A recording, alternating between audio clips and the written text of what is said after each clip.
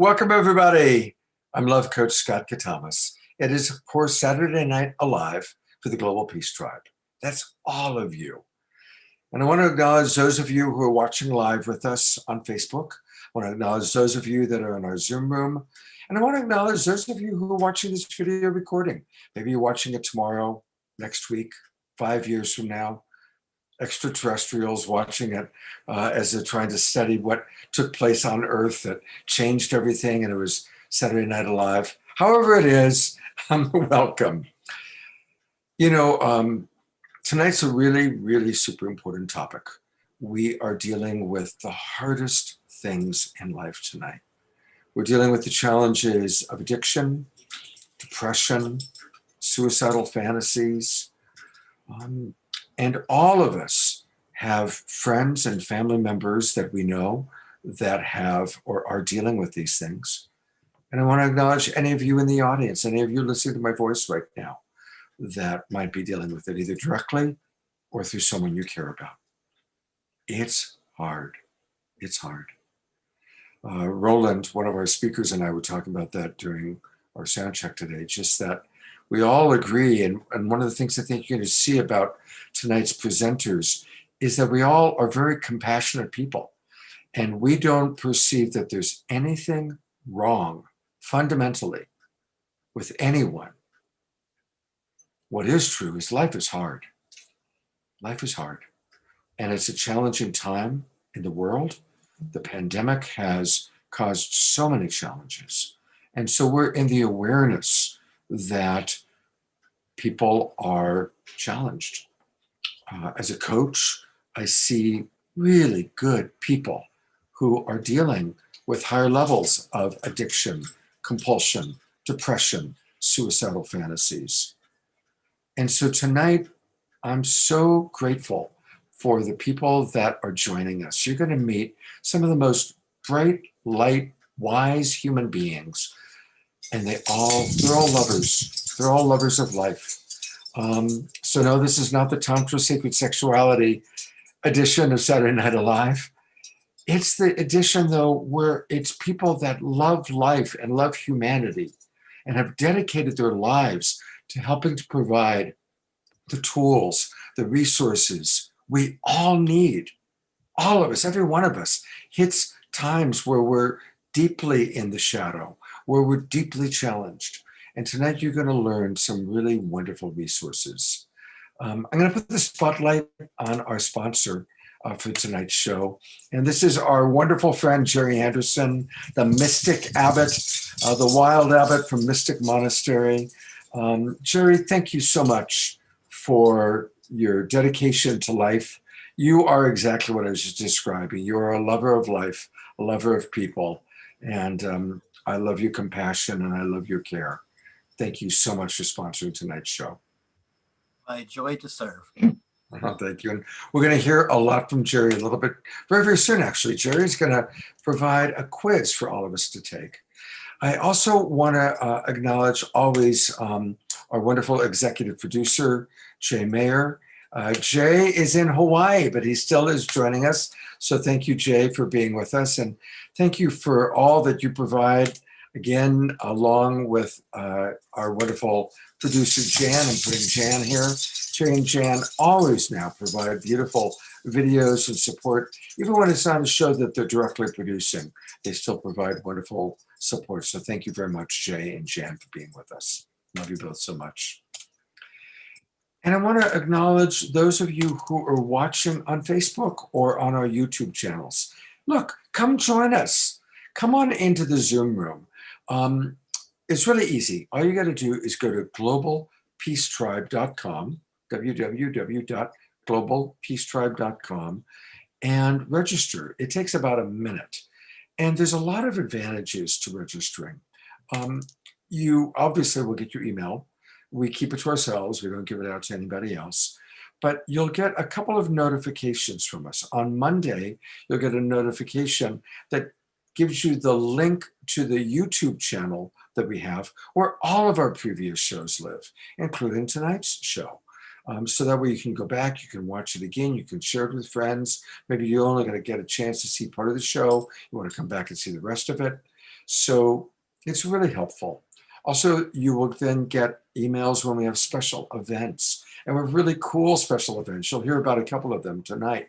And Deborah and I are always planning new special events. We just planned a new one tonight, which we're not going to announce until next week. So, but you want to be on that list so you know what's going on. So come join us, globalpeacetribe.com, so that you can be part of this family, because we truly are an incredible, ever-growing global community of like-minded souls. I like to think that we are the imaginal selves. There is an old paradigm dying. There is a caterpillar dying. There is an old paradigm way of life that was very survival oriented, and it was leading us to an extinction. And through coming together, through learning the tools that we're going to learn tonight from wholehearted.org and TJ and Roland and Jerry and all of the wonderful people that we've got with us, we come together, we learn, and we grow together. We are the imaginal selves. And as we find each other, that's how we become the butterfly, the new paradigm. So please do join us. I also want to say that in addition to some really important tools, we've got great music. When I was listening to the music during the sound and lighting checks, I got all lit up. So we've got great music. And we also got some really fun comedy with that crazy, wild, and wise Russell Brand. So it's going to be great tools. It's going to be some comedy. It's going to be a lot of wisdom and some great music. And to tell us more about it, here is my co-host and my partner, Deborah Giusti. Thank you, Scott, and welcome everyone to what is going to be a very special show tonight as we dive deep into a very important topic. And we're now in our second month of season 5, Time to Thrive, April through June. And Scott and I are now working on another season for you, season 6, an incredible mix. And this will be July through September. And thank you so much for all your donations when you register for the Zoom link. This really helps us produce a show for you. And another way to donate is through our GoFundMe. So thank you so much for all your donations. It helps us produce incredible shows for you like this week after week, every Saturday night. And our theme tonight is addiction, recovery, and crisis prevention, best tips, tools, and practices. Saturday Night Alive stands for creating a world that works for all and uniting together as one. And this means supporting all our human family through the good times and the amazing evolutions that are happening now, but also through the hard times and the challenges. And what's true today is that the challenges of drug and alcohol addiction, domestic violence, and suicide have increased dramatically during this time of COVID. So we're not only dedicating this show, but Scott did a show on Straight Talk last night. There'll be another show on Sacred Sunday on these topics, bringing you evolutionary leaders that share insight and best tips. And this show not only includes vital information, but there's going to be a lot of personal experience shared. And we on Saturday night are committed to not only share positive news, but are committed to dive into the difficult topics too, that really bring us up to the good news. And we know this is a difficult topic with no easy answers. So we have incredible speakers with you tonight that will deal with addiction, depression, suicidal fantasies, but also we are happy to have them join you to share how to bring purpose and passion into your life, which is another form of healing of this. So I'd like to share our incredible presenters with you now. Tonight, we are going to have a special presentation from Micheal Bernard Beckwith. He's the founder and spiritual director of Agape International Spiritual Center. He is regarded for his teachings on the science of inner transformation and embraces practical approaches to spirituality using meditation, affirmations, prayer, and life visioning. And we have a very special video just for us tonight from Micheal. We are also happy to have TJ Woodward. He is an inspirational speaker and educator who enlightens and entertains audiences around the world. He assists people in life-changing ways and through his information and dynamic ways of talks and trainings. And we're really happy to have Roland Williams. He's an interventionist. He is an author, trainer, counselor, and consultant working in addiction treatment since 1986. He's a co-founder of Free Life Enterprises and Roland Williams Consulting. Welcome, Roland. Thank you. And we also have a presentation from Gabor Mate. He is a renowned speaker, best-selling author. He's highly sought after for his expertise on a range of topics, including addiction, stress, and childhood development. And we have AJ Fox, who is the founder of Wholehearted.org. He and the Wholehearted team work very closely with thought leaders and speakers to produce engaging and practical programming. We also have Ann Rogers. Ann discovered a new treatment that has great success in helping people deal with addiction. Ann brought protocols for IV NAD therapy to Mexico treatment in 2021 and has been working with this strategy since that helps with brain restoration and a quicker, more efficient detox. Welcome, Ann. We also have Leland Holgate. He's a 42-year-old combat veteran, a yoga instructor and life coach, and he's had many challenges before the military and post-military, and we are going to be supporting his nonprofit, which I'll share with you in a moment, Warriors for Life. And we have Jerry Anderson, who's going to share from his experience, our sponsor. We love Jerry so much. He is the abbot of Mystic Monastery in Puerto Rico, an amazing 10,000-acre sanctuary in the middle of the island for extremely sensitive, empathic old souls. And he has 40 years as a trance healer and trained and ordained over 100 healers and is a guide to sacred sites all around the world. And we also have an amazing transmission from Russell Brand, the actor. He's an award-winning comedian, actor, author, public thought leader, and passionate activist for mental health and drug rehabilitation. This will be a special video transmission. And like Scott said, we have amazing musicians who are all very heartfully connected to this topic. We have Johanna One Heart Beekman. She's been with us many times. We love her. She's a recording artist that has toured with many major festivals and venues. She's also a yoga teacher and creator of Lullaby Yoga. And we have with us Valerie Romanoff. She's a guitarist, composer. She takes her audience through a full spectrum of music that embodies the idea that we create our reality by the thoughts we think. And her music is infused with vibrations of peace and love. And we're also really happy to have Austin Willisey. He's a pop and a cappella mentor artist who writes and records, produces and engineers and arranges different genres of music for television, film, and artists. And he's also a veteran member of the House of Jacks. Welcome, Austin.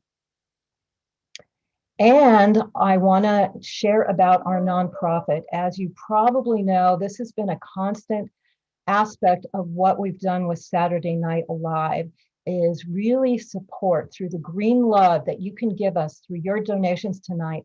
Incredible organizations that are really helping to change our world for the better. And we are going to be sponsoring tonight Warriors for Life. So we ask you to please donate tonight. This supports our military, our nation's heroes, with programs that help them cope with unique challenges that they have come through with going through combat, extended deployments, disabilities, and the long-lasting effects of war. And these are holistic health programs, such as self-regulation, yoga, meditation, and somatic-based therapies. So I'm going to post that link in the chat room, and we'd love your donations. We've generated about $90,000 in the last year that we've been able to give out to these organizations. And we'd love to be able to share a big chunk of your green love tonight with that organization. And we'll share more about it next. And as always, we start with music because music brings us in our heart and raises the frequency. And definitely we are going to do that tonight with an incredible musician, Austin Willisey. Again, he's a pop and a cappella mentor artist. He's the co-artistic director of Thrive Choir. And for the past year, he's been the director of Dawn Youth and Arts, an award-winning teen a cappella group. He's also the co-founder of Raise Your Voice in Labs and Creative Consult, which is a creative culture transformational company that helps groups employ new visions of community through music. And mostly we chose him because we knew he could set the tone, open up our heart, and raise the vibration to get us going forward with this incredible show tonight. So welcome, Austin. Thank you much for joining us, and take it away. My pleasure. I'm so honored to be here tonight and to get to set the tone. So what I would like to do, because all of us have voices, I want to invite everybody to sing with me. And it's on a song that you don't know. There are two words that you need to know to sing along with me. One is the word you. The other is the word me. In the first chorus, you will simply sing the word you a couple times. It'll go like this. You, ooh, you, ooh, you.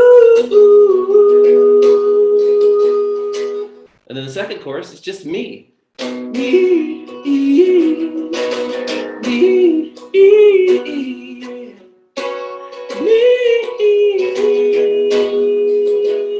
So the great thing about this, of course, is that since you're going to be on mute, if you can't sing and don't know the words or the melody, no one is going to know but you. So please sing along with abandon.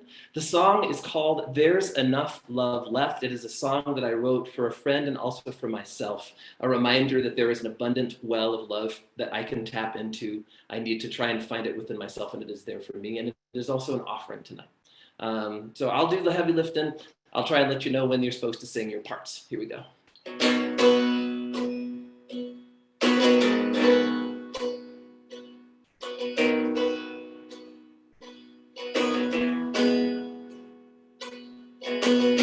There is enough for you. There is nothing so wrong you could ever do to make me stray too far away, to make it back to you, 'cause I know you're worthy. There's enough love left for your worst and best. And with every breath, I know you're blessed, 'cause there's enough for you. Ooh, for you, ooh, you, for you, for you, you.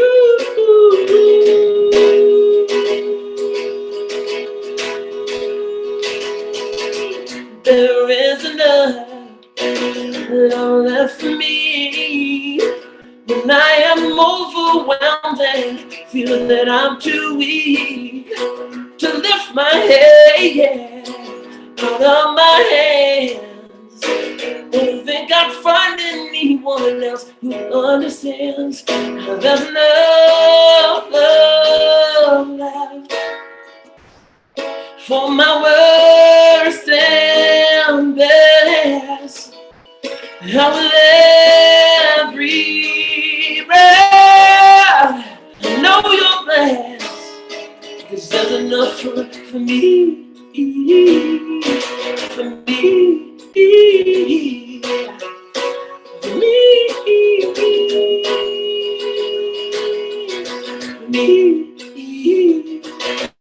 for me. For me, there's enough love left for the worst and best. And with every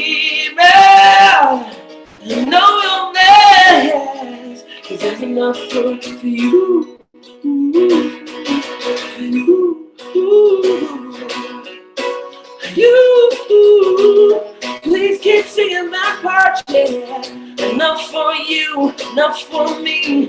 When you find it's hard to see that you are worthy. Oh, Lord. Enough for them, enough for us. When you find it's hard to trust that you are worthy. Oh, Lord. Enough for you, enough for me. Standing tall on your knees. You are worthy. Oh, Lord. Enough for them, enough for us. When you feel like giving up, you are worthy. Oh, Lord. You are worthy.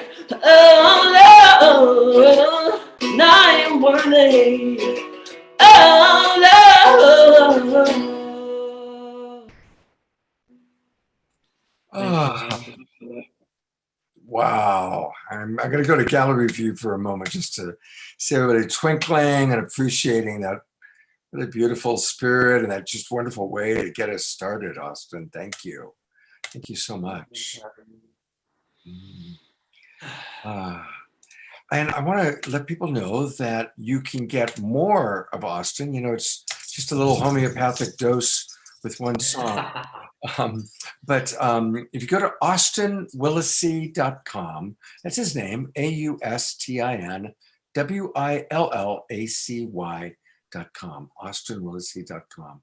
Austin, tell us a little bit about We Are One Love. We're One Love is a song that I wrote with a dear friend, Patricia Bahia, who we met at the Positive Music Awards a few years ago. And both went to a workshop on the poetry of Rumi and said, oh, you know, we really enjoyed meeting each other. Maybe we'll have time to write something together. And when we found some time to write together, the line that we were both drawn to is the line from the poem that says, they say there is a doorway from heart to heart, but what is the use of windows and doors when there are no walls? And we were like, whoa. So the first line of the song is no walls between our hearts, no walls between our souls. And that just spoke to oneness at a very deep level for both of us. And for me, there's an additional layer from an activist and writer named Leticia Nieto who says, the truth is we are one. The reality is we are not. And so much of what we are doing here and so much of the work that I try to do in the world is trying to reconcile the difference between the truth and the reality. So it's a really happy, uplifting song. On the recording of it, the teen a cappella group that I've been mentoring for just short of 24 years is actually the gospel choir on it. And I think it's the first single that I produced at my home studio. So lots of good stuff. And there's a video for it on YouTube too. Yeah, I love how many different ways people can access you. Spotify, YouTube, Apple Music, iTunes Store, and so it goes. So definitely go to austinwillacy.com, everybody. And we're going to actually have an after show tonight. And Austin is giving us his blessing to play that video during the after show. So thank you, Austin. And I sure hope you'll come back and be on our show again sometime soon. I would absolutely love that. All right. Well, thank you for being with us. I know you're traveling. So God's blessings. Take care, brother. Okay, thank you. I get to bring back on board someone who we met through Global Peace Tribe. You know, you'll see later on in the show, we'll give you an opportunity to volunteer to connect with us. Well, one of the people who offered to volunteer was this incredible man, Jerry Anderson. And he said, I love your work. I've been watching your show. And so we became friends. And, you know, it's one of those things we've never met in person, obviously. He goes back and forth between 10,000 acres that he's the steward of in Puerto Rico, where the Mystic Monastery is, in the United States. He travels a lot. But you always see him no matter where he is, even if he's in an airport terminal. He's with us, moving and grooving to the music and dancing with us. And he has generously agreed to provide support for this show. So you've seen him dance, and now you get to hear him speak. Jerry Anderson. Thank you, Scott. It's such a pleasure to share with the whole audience around the world. our Saturday night church service together. And tonight our intention is really to share real usable tools that you can use with the people you love in the times that they need care and thoughtfulness. During our show tonight, just to make it very real, 337 people in the United States will attempt suicide. Only a quarter are successful. So being very close to so many people who've asked questions of like, what could we do? We sent them to the regular therapist and it was not successful. So tonight I would like to share a few things. And the first ultra simple point of view I'd like to share tonight is that depression is a depressed expression. And so if we don't get past this depressed expression, sometimes the problem just gets building up, as the other gentlemen are going to talk about. But sometimes just getting out of the bedroom, you know, this is the worst thing that people do, is they go to their bedroom and kind of like hibernate. So that's a lack of expression. So in my time struggling with this topic with many, many young people, I found that the background of the cause seems to be a frustration with finding meaning and purpose in their life, as well as a sense of belonging. So tonight, I'd like to take you kind of like, you might say, into the back room of the counselors that see people around the world every day. And how the counselors, addiction counselors, therapists around the world start is they start with a very simple test called ACE. It stands for adolescence. Just 1 second, it escaped my mind. Adverse childhood experiences. And so it's called ACE. You're going to find it in all the different kinds of therapies around the world. And it literally determines how many sessions a person's going to require for their counseling addiction sessions. So tonight, I suggest that we all get a paper and pencil. You just need to make a little tally mark, one mark, mark, mark. As we go, there's only going to be 10 simple yes, no questions on this. Let me see if I can do it. And let me kind of give people a way we're going to do it. I want to acknowledge that as we ask these questions, and I've put them in the form of a poll, so we're going to go through and you'll actually be able to answer online. It's anonymous. We're not going to be able to track you, but it'll give us a chance to see how each of you feel. And so as he brings up the question, I'm also going to bring it up as a poll where we can participate. And the reason we want to do this is just to acknowledge that all of us have had to deal with challenges. And I'm sure all of us are going to have certain yeses to these answers. So there's the first question, and there's the poll. And so I want to invite people to start answering by the poll. Did a parent or older adult in the household often or very often swear at you, put you down, or humiliate you? Did they act in a way that made you afraid that you might be physically hurt? So we'll just take a moment to give everybody a chance to answer. And thank you, everybody, for sharing your answer. And yeah, so already on this one, Jerry, we're at about 60, a little over 60% of our participants had that experience. Mm-hmm. So the question number 2 is, did a parent or older adult in the household often or very often, A, push, grab, slap, or throw something at you? Or did they ever hit you so hard that you had a mark or an injury? And if you would, again, submit your answer.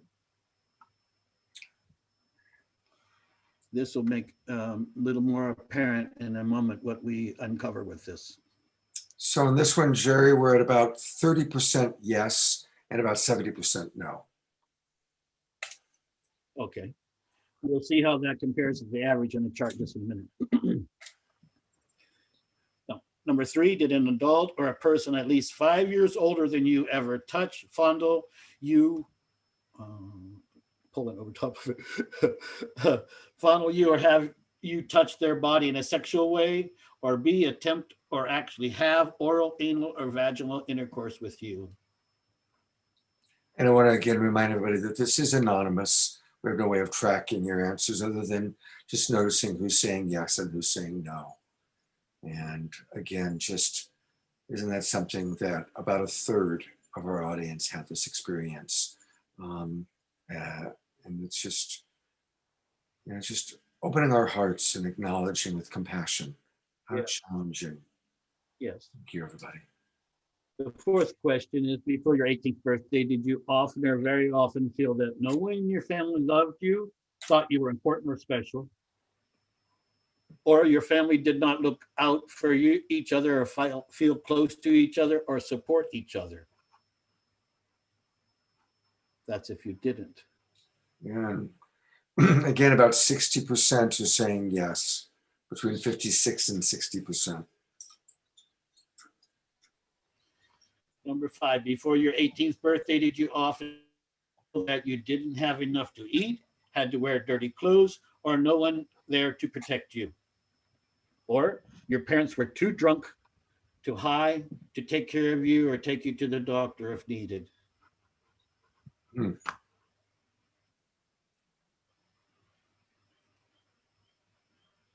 Yeah, so even on this one, a significant percentage of people that are in our audience had an experience like that. Number 6, before your 18th birthday, was their biological parent ever lost to you through divorce, abandonment, or another reason? And Jerry, remember to do this slowly so people can hear the questions. A lot of people can read it, but for those who can't read it, if you could just speak slowly when giving the questions.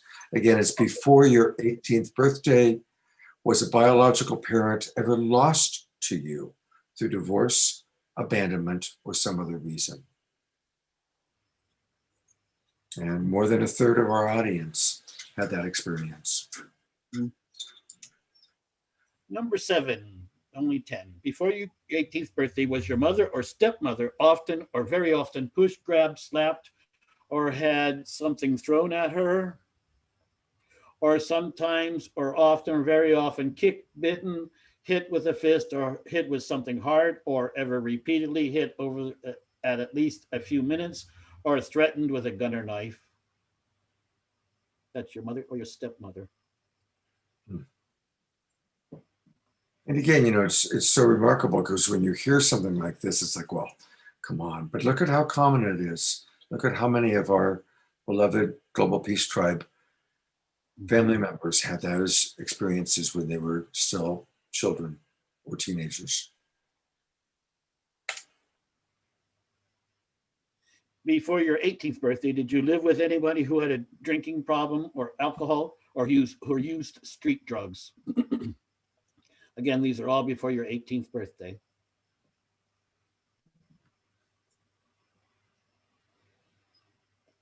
Number 9, before your 18th birthday, was a household member depressed or mentally ill, or did a household member attempt a suicide?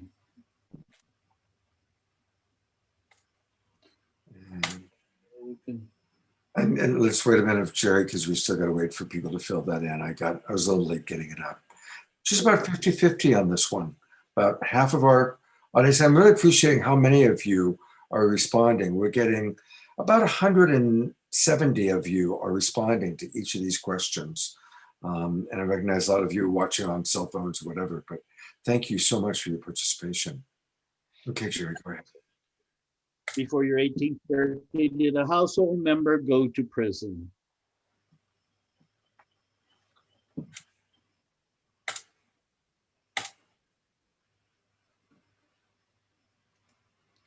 So what we want to do now is just add up your score. How many ACE yeses did you have? And every soul is unique and reacts to stresses very differently. If a soul can forgive and grow from the experience without bitterness, that's the key. And the ACE points do not affect the soul the same. So we can compare our statistics that we just took from the poll, that in general, the response here is about 36% had a, we can see here now, 61% of our audience had a score there. On the yes, on the first question, 61%. So here's kind of how it all fits together. Across the bottom here, you can see ACE scores, 0 through 4 plus. Here you can see you can't read it too good, but with a lifetime history of depression. So you can see people with a score over, women especially, a score over 4 are 60 or close to 60% going to have a lifetime experience of depression. Men seem to not have so much, but you can see it directly correlates to ACE. Here's another chart that's kind of complicated, but what it is each of these 3 here represent one of these bad health days, physical days, or limitation days. So you can see these in a month. You can see that these 4 plus scores are up at 6 a day. That means 18 days a month. They're not having quality of life. Here's the suicide attempts, 0 to 4. You can see almost 20% have attempted a suicide in the 4 plus group. Here's the problem with domestic violence here in men and in women. Here's the scores across the bottom, and this is the percent of perpetuating domestic violence. Here's smoking in adults. You can see again, 0 is at about 6%, where we go up to over 16% in the 6 more plus category. Here's intravenous drug use with the ACE scores. 3.5% of the 4 plus are using, and this is interesting with COPD. Here's your scores across the bottom, 0, 1, 2, 3, and 4 plus. Almost 17% COPD in the high score group. So that's the end of what I had for tonight. A couple of things I wanted to say was that if you want a shortcut, here is the shortcut to all psychological problems. The shortcut is to be in the present moment. In the present moment, there's not the things of the past called regret, guilt, sorrow, etc. And in the future, where we find fear, anxiety, worry, in the present, none of those exist. So again, the key that we talk a lot about on Saturday Night Live is presencing is really a miracle of healing. Other thing I'll say about the healing process is it always starts with forgiveness. Either forgiving somebody, yourself, whatever the situation is, but healing always starts with forgiveness. And the Mystic Monastery is intentionally a sanctuary, a refuge for highly sensitive, empathic old souls, what we're calling the imaginary selves. Thank you for this show. It's a blessing to our world. Thank you so much, Jerry. We love you very, very much. And I want to let people know that to learn more about Jerry and to connect with us, please join Jerry and myself tomorrow morning for our Sacred Sunday show.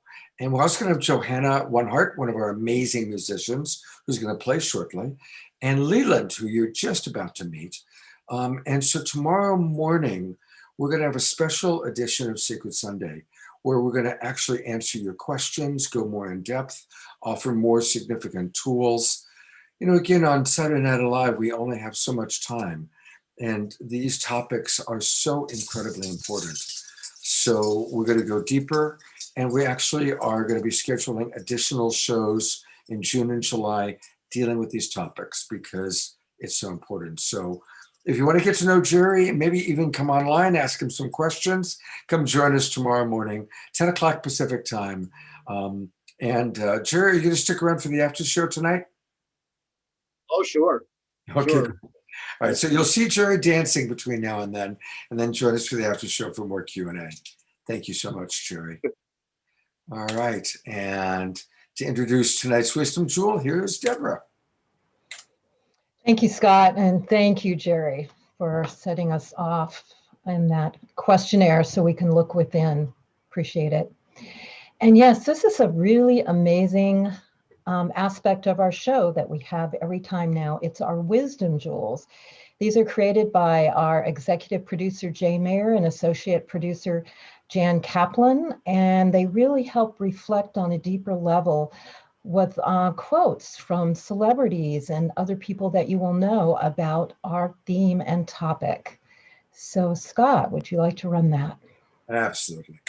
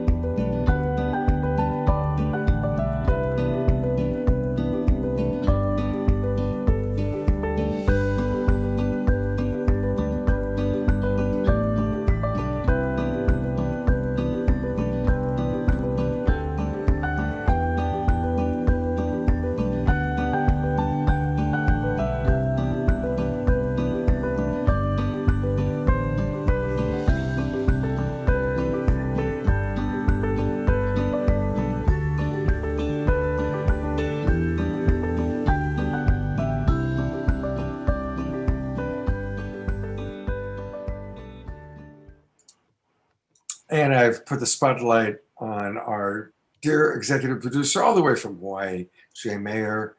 Jay, thank you so much for you and Jan putting together this beautiful videos for us. So we've got some more videos that Jay and Jan have put together for us tonight. Thank you so much, brother. Thank you. And aloha, mahalo. All right, I get to introduce really cool guy. He is somebody that's new to my world. He was introduced to us by Johanna Onehart, and I'm so grateful to Johanna. Thank you for the introduction and the connection to Leland Holgate. And as I put the spotlight on you, Leland, I'm going to just share with people a little bit about your background. He's a 42-year-old combat veteran and a yoga instructor and life coach. He had many challenges before the military, but even more post-military. As a young age, he was broken and beaten by his own hero and sexually abused by babysitters. His father was an airborne ranger and had a lot of trauma from the deployments. At the age of 17, Leland joined the Air Force as a C-130 loadmaster, and he headed out on his own. After his SER training and weapons training, he was part of the most deployed squadron in the world. After his last deployment, he suffered a neck injury that left him as a quadriplegic. But his physical therapist was a yogi, and through yoga, he helped to learn how to get back on his feet, moving within 13 months. The years that followed, he overcame the challenges of drug addiction, alcoholism, cancer, until he finally found his calling as a yoga instructor. However, Leland's challenges continued when his father committed suicide in 2016.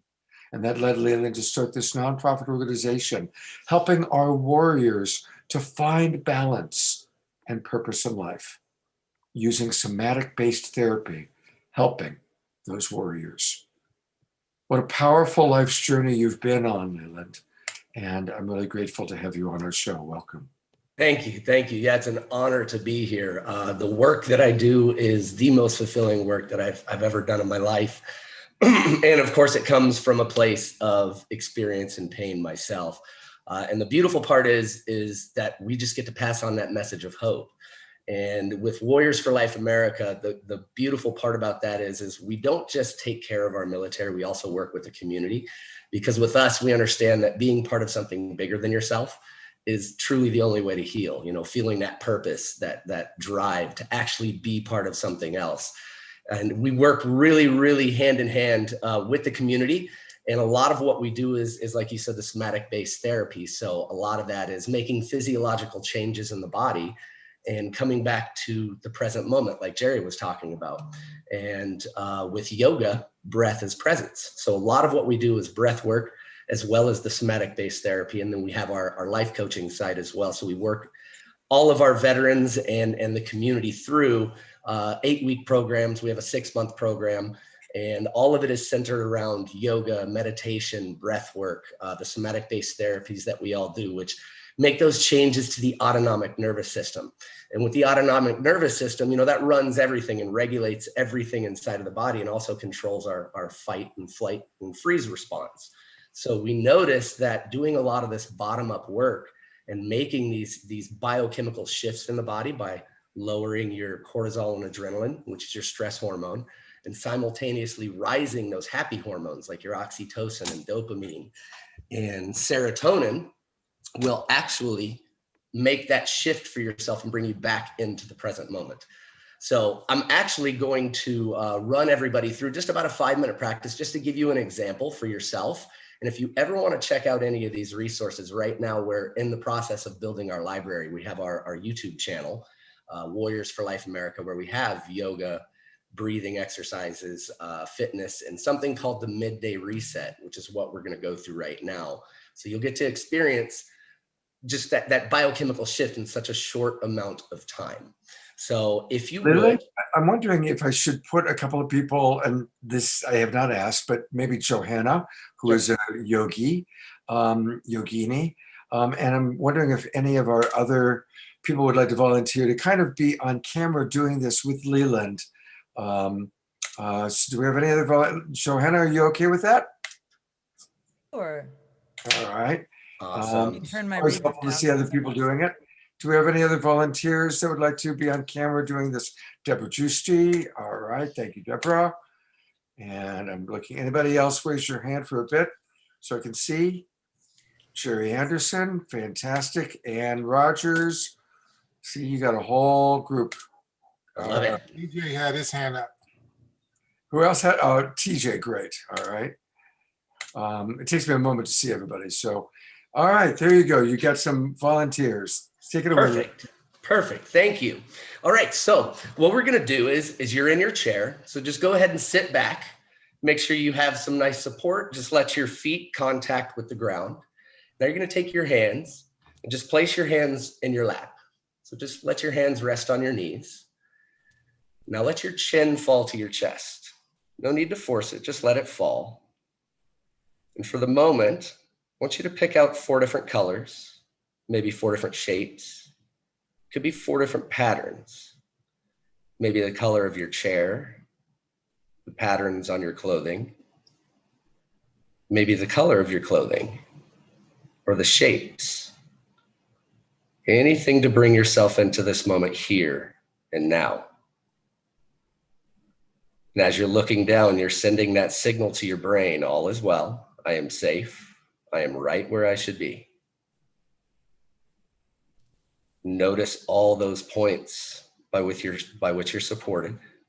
Your sitting bones connected to the chair, your feet supported by the ground, your legs supported by the chair. All those points which you're touching and contacting the ground. This helps bring you further into this moment here and now.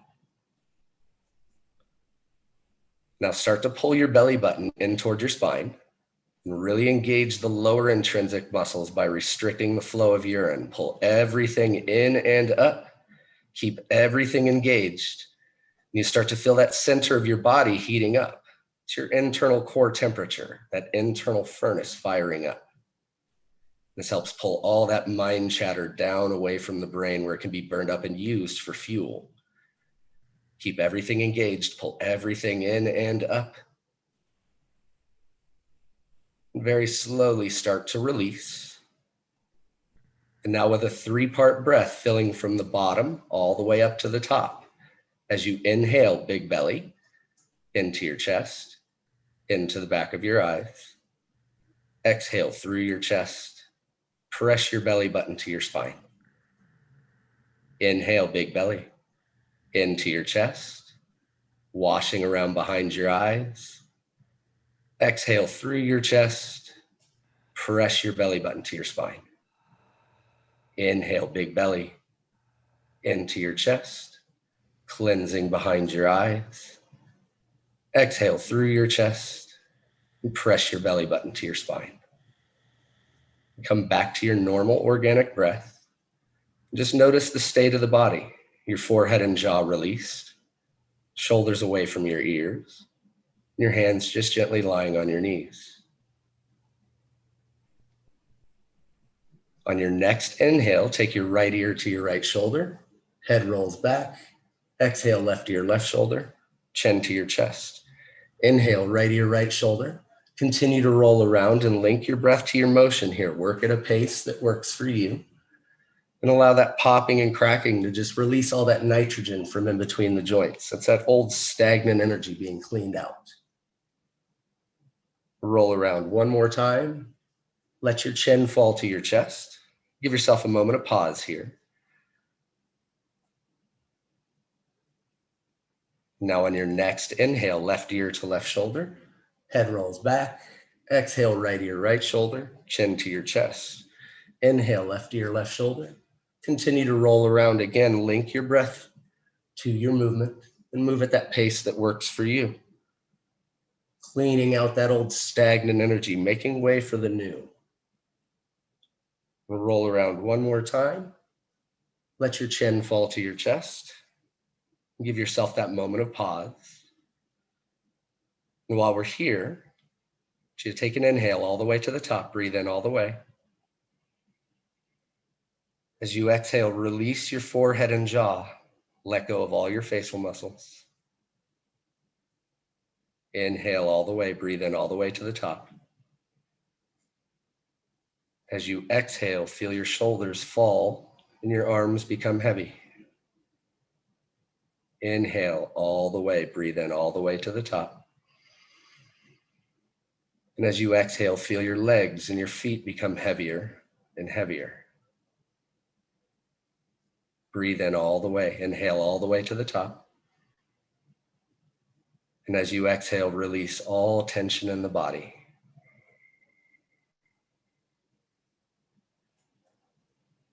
You start to think of everything that you're thankful for in your life. This could be the simple things, the air that you breathe, the water that you have available, maybe your friends and family, or the ability to walk. And as you move forward from this practice, just continue to run that gratitude slideshow behind your eyes and remind yourself through the whole day of all those things that put a smile on your heart and on your face. Very slowly start to blink your eyes open and you can lift your gaze. And there we go. That's an example of making that biochemical shift and the power that we all actually contain. You know, we all own that power to come back to the moment and bring ourselves back. So it's something that we love to work with. It's an honor to be here with you guys. And if anybody would like more of that as a resource, we have that on our YouTube channel. And please feel free to reach out to us. Well, thank you. And I want to have you, while you're still with us, well, you're going to be with us for all night, but I'll be here. Yeah. but tell us more about the work that you do with Warriors for Life, because we're going to ask people to start donating. And Yes. started a GoFundMe. Deborah's putting the link into the chat box. And this is a new training. So tell us about the new training that the money that's raised tonight is going to go to. Yeah. So it's exciting work. We have a 3-day course that we put a lot of our veterans and some of the community members through as well, because we work with the community. So through this 3-day program with the resilience training, we make sure that we include a lot of logical science as well, make sure that everybody understands what the limbic system is and how the body responds to trauma, ways to release that trauma. We also train them in neuro-linguistic programming. So we're going through a lot of positive affirmations and reprogramming of the reticular activating system and all these amazing things that can happen with just the discipline of doing it over and over and over again. And we've noticed amazing stories of comeback. And also we have a lot of our veterans now that come through the program that actually want to teach. They want to become a coach. And they want to take it out there and train their brothers and sisters in the community on the ways that you can heal and release that trauma from the body. So this program it's something that like really fills my heart, and you should see the camaraderie that happens in this. You know, there's a lot of things, of course, that we all don't process. And when you go through this 3-day course that we put everybody through, you come to know yourself in such a different light, and then you see that in other people as well. So it really strengthens their resolve and brings purpose back to their life in a big way. So I want to thank you so much for having us on and including us in this amazing movement. And we're really excited to be here with you guys. No, thank you. So I'm going to show 2 websites to learn about the overall organization. It's warriorsforlifeamerica.org. warriorsforlifeamerica.org. And the new GoFundMe for this new program that they started is going into the chat box. But you could also just go to GoFundMe and type in Warrior Resilience Training, or use the link that Deborah Juicy is putting in. And I want to acknowledge that both Debbie Johnston and I were the first people to donate just a little bit to get this going. Thank you, Debbie, by the way. I noticed that you did that. So everybody, please come on in. And as we always do on the show, I'm going to share with people thank yous. And I will acknowledge those of you who've donated. And of course, if you want to donate anonymously, then that's great too. But it's also fun to acknowledge our Global Peace Tribe members that are donating. So thank you so much. And let's really be generous. I mean, let's think about this for a moment. What it's like for someone who joins the military, want to be of service to their country, and all that they go through. And they come back home and there's just, probably for most of it, unless we've gone through it, unimaginable what it's like to have been over there, to experience whatever you've experienced, and then come back here. And so, and I think Leland is an amazing example because he's gone through it. And on both levels, you know, the understanding of being in the military yourself, knowing those challenges, losing your father, an airborne ranger, to suicide.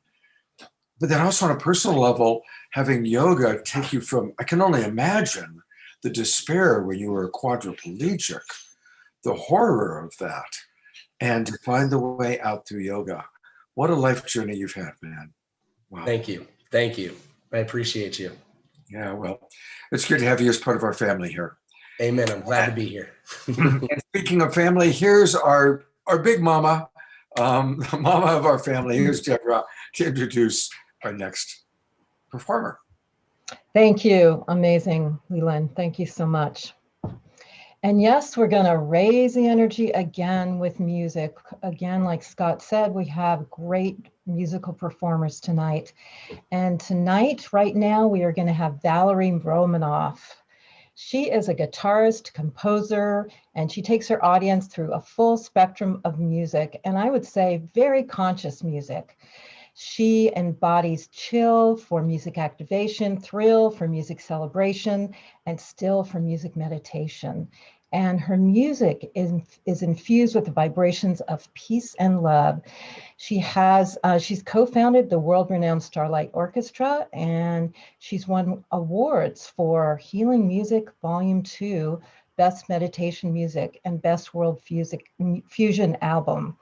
And she is fabulous and has a lot of energy, and she's very passionate about this topic as well. So that's why we invited her on. So welcome, Valerie. So great to have you with us again. Thank you. Thank you so much. And it's incredible to be here. And it's so synchronistic that Johanna is here too, because Johanna and I have created a lot of music together, which we're going to get to that in a little while.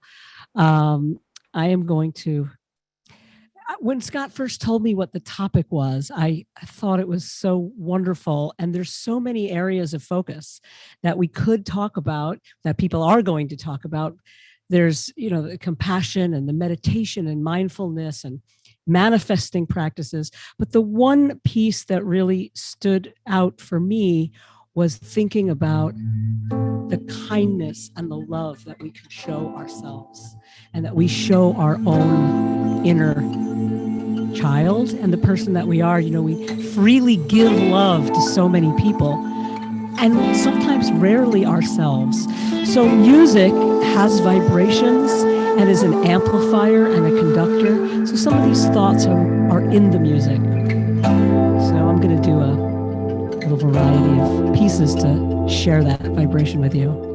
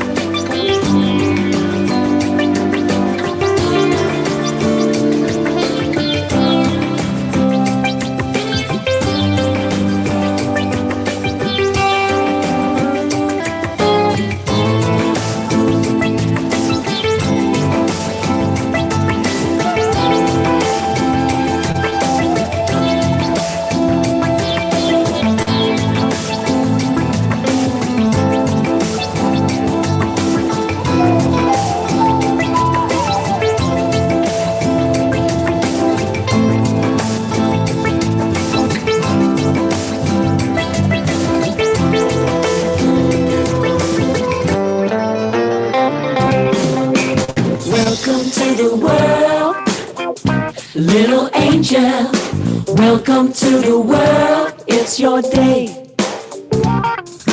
Welcome to the world, little angel. It's your world to change. Sometimes you won't remember who you really are, but trust me when I tell you, you've always been a star. Life can be a party if you just allow, and remember, everything is now. Welcome to the world, little angel. Welcome to the world, it's your day. Welcome to the world, little angel. Little angel, it's your world, it's your world, it's your world to change. Da da da da da da da da da da.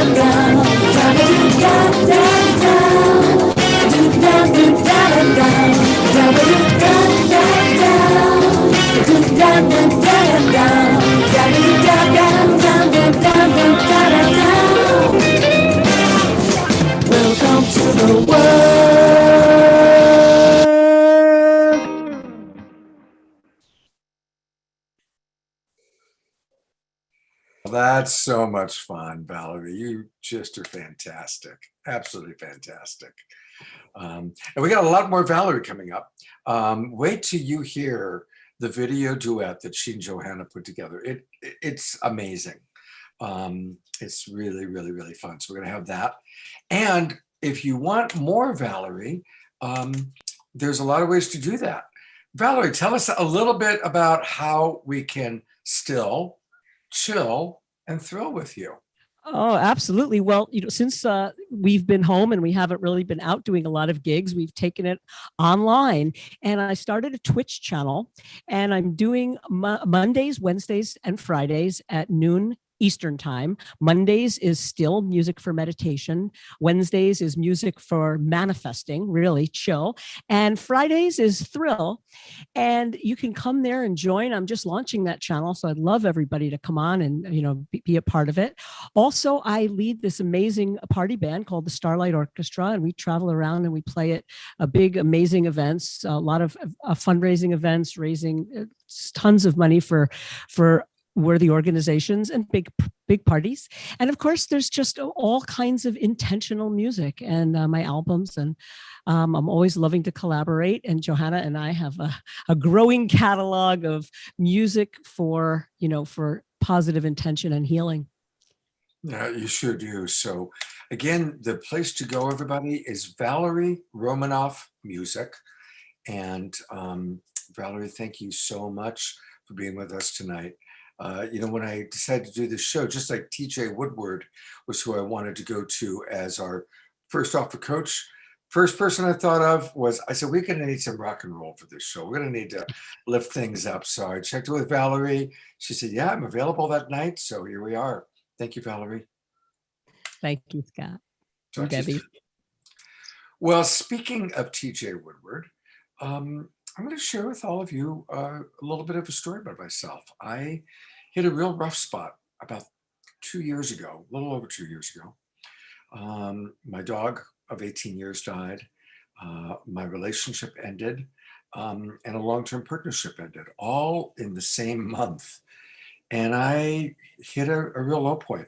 I was drinking too much, and I was struggling. And I had my dear friend, Katrina Valancourt, referred me to TJ Woodward. And I was fortunate that TJ agreed to work with me as a coach. Now, look, I run the Love Coach Academy. I am a snob about coaching because I think I'm a brilliant coach, and I train other coaches how to be brilliant as well. So I'm very snobby about coaching. And I'm really grateful that the person that I was referred to as a coach turned out to be TJ Woodward, and he really helped me a lot.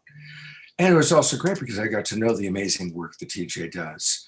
He has a real understanding of humanity and the way he thinks, the way he supports is amazing.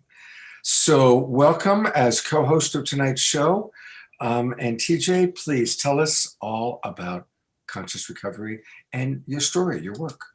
Oh, thank you so much, Scott. And thank you for that introduction. I'm so incredibly honored to have been able to work with you. And I love that you call yourself a coach snob. I think that's incredible and wonderful, right? Because there is so much power in the work you do. So I appreciate and I honor you and see you in that way.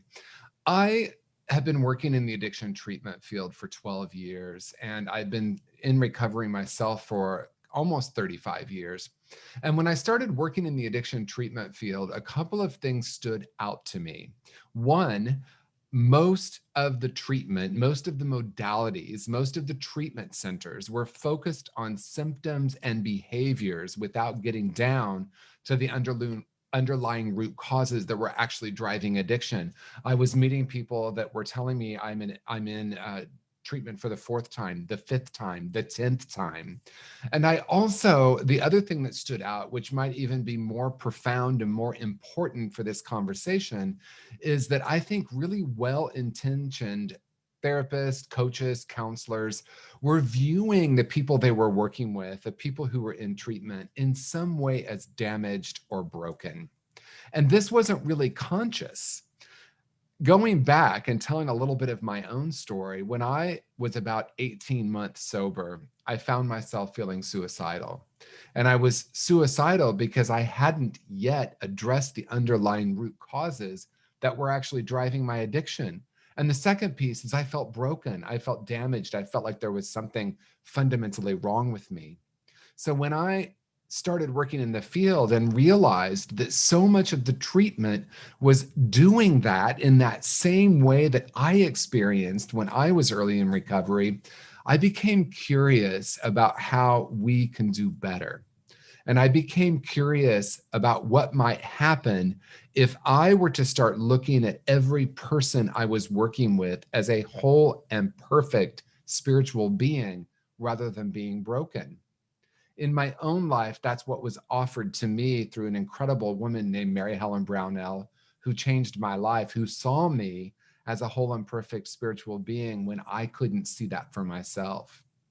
And so I wrote the book, Conscious Recovery, and I developed a whole system of care that is conscious recovery based on the foundational principle that underneath all addictive behavior is an essential self that is whole and perfect.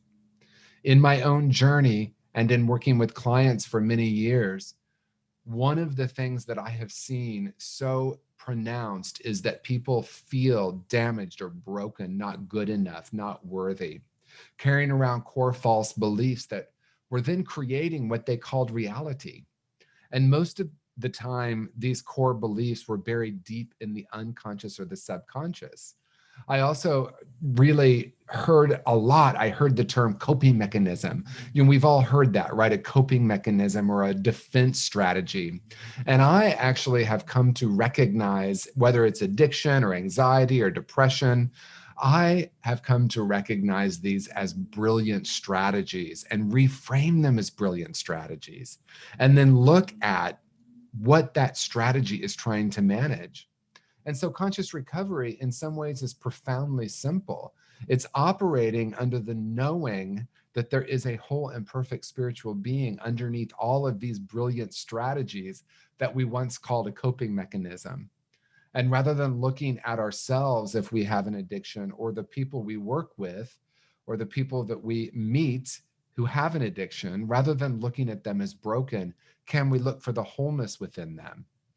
We are now recognizing through quantum mechanics that the observer has a profound effect, and how we view someone or something actually has a profound effect, or it creates a possibility for a particular outcome.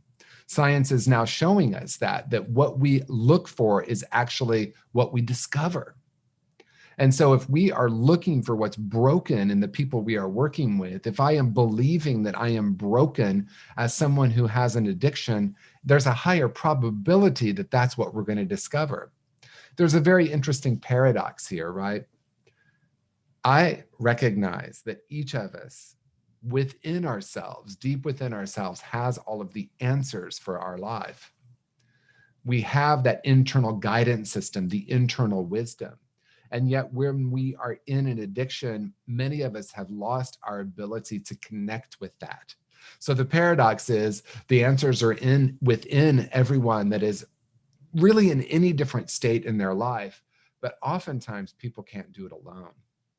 And so that's really where conscious recovery comes in. It offers a framework to help someone actually not learn about recovery, but to unlearn all these core beliefs, these core ideas that they've been carrying around about themselves and the world. It's a frequency, right? It's not a mental process.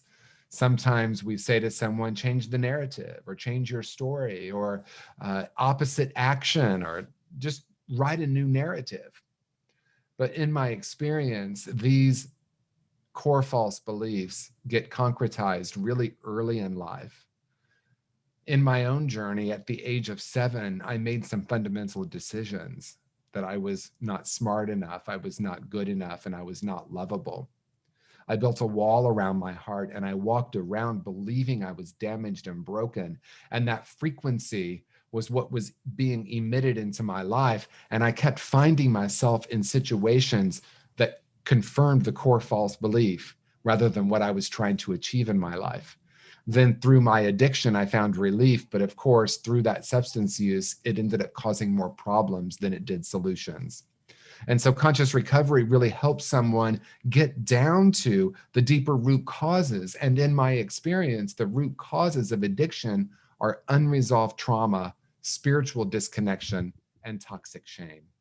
So conscious recovery is a pathway to help someone return to their true nature, to recognize, regardless of what has happened, regardless of what they have done, there is still this place of essential wholeness within them.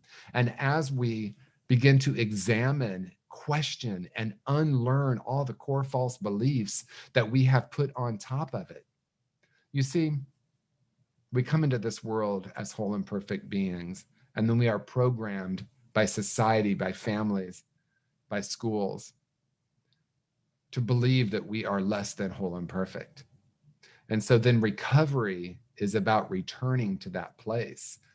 And time is limited this evening, so I'm going to close by saying, if no one has told you today, you are a whole and perfect spiritual being, no matter what has happened to you or no matter what you have done, there is a place within you that is still unharmed and unharmable, and that you are worthy of a life deeply connected with that true nature, a life filled with purpose, passion, love, and connection.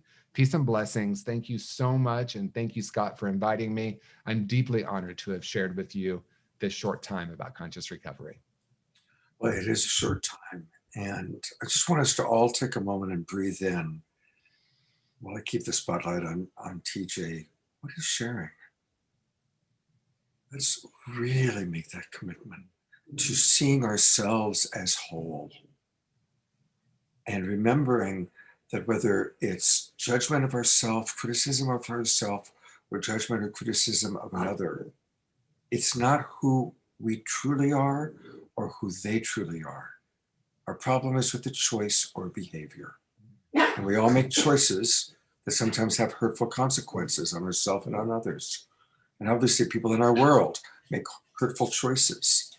But if we can really practice seeing the divinity in all, seeing the wholeness in all of us and within ourselves, while adjusting and taking responsibility for our choices, acknowledging choices and behaviors that have hurtful consequences, while always maintaining the divine remembrance of who each and every one of us are. And that's what I love about TJ's work. It really correlates exactly with the way Love Coach Academy thinks, and really all of the people that are with us tonight. So thank you so much, TJ, for that. Thank you, Scott. And TJ's going to stay, you're going to get more TJ tonight. But I want to also take you to his website, consciousrecovery.com, consciousrecovery.com.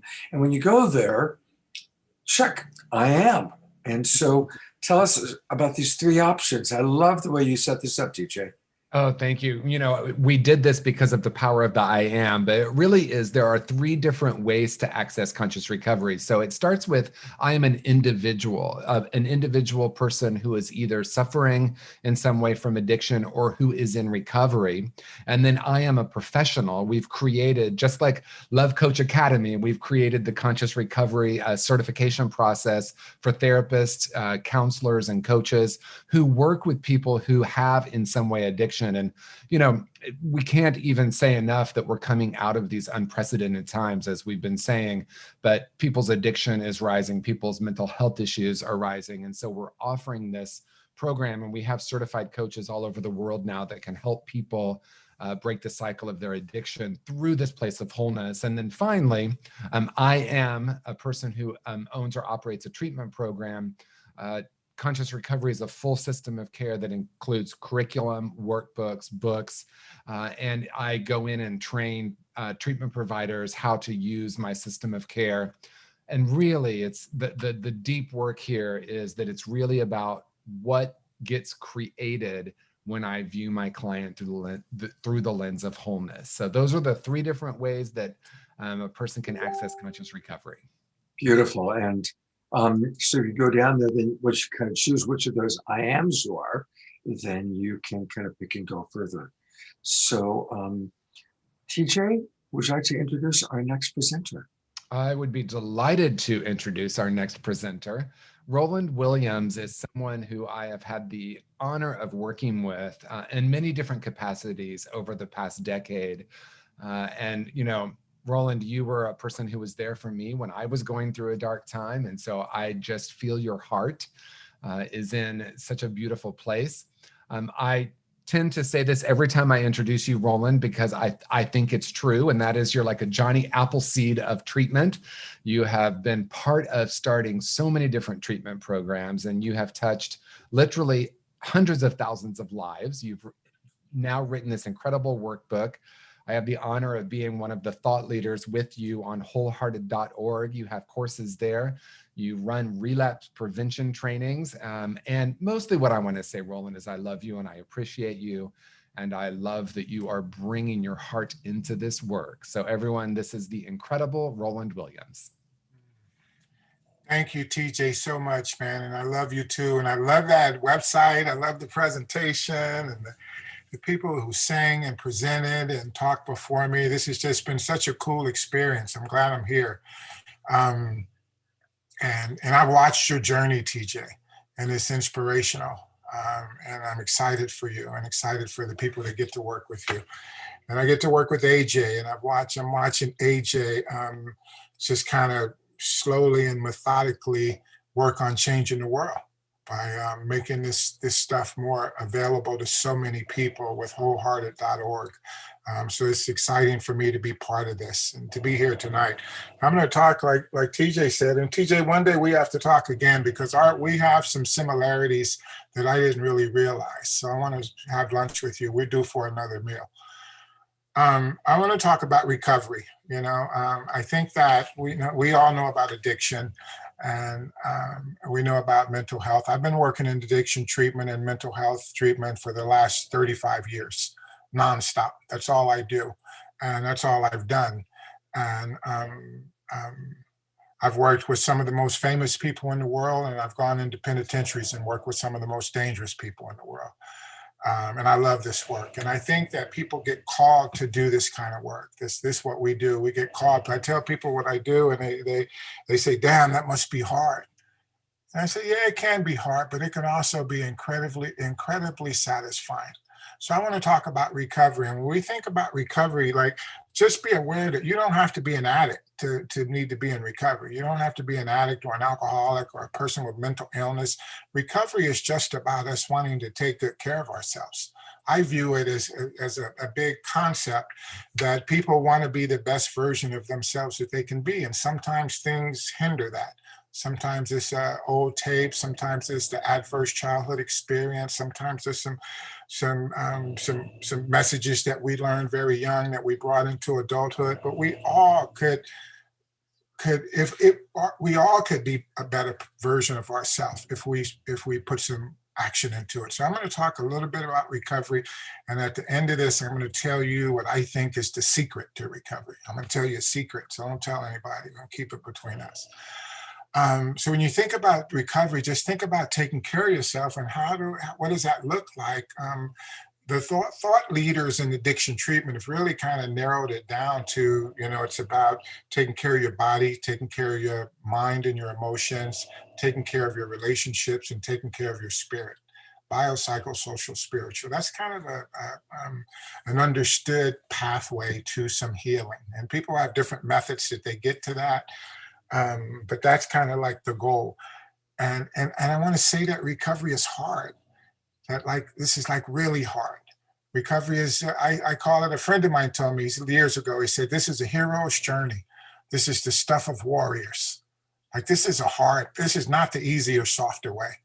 We live in an addictive society. We have this mentality. I've been fortunate enough to have worked all over the world. And we have a kind of a mentality in the US, and most Western countries, that we believe that if things don't feel good, something's wrong. And I need to do something to make it feel better. So that formula is jacked up right from the beginning. That's a messed up formula. If I don't feel good, something's wrong, and I need to do something to make it better. So I need to eat something, drink something, smoke something, screw something, fight something, buy something, wear something to get better. And in some other places, people realize that sometimes we don't have to do anything. Sometimes you just sit still and do nothing. That feeling bad doesn't mean that feelings aren't a good way to gauge the quality of your recovery or your life or your wellness. Just life don't feel good. Sometimes life doesn't feel good. That's just the way it is. And we don't have a lot of tolerance for things not feeling good. So knowing that, we've gone through the last couple of years that didn't feel good for a whole lot of people.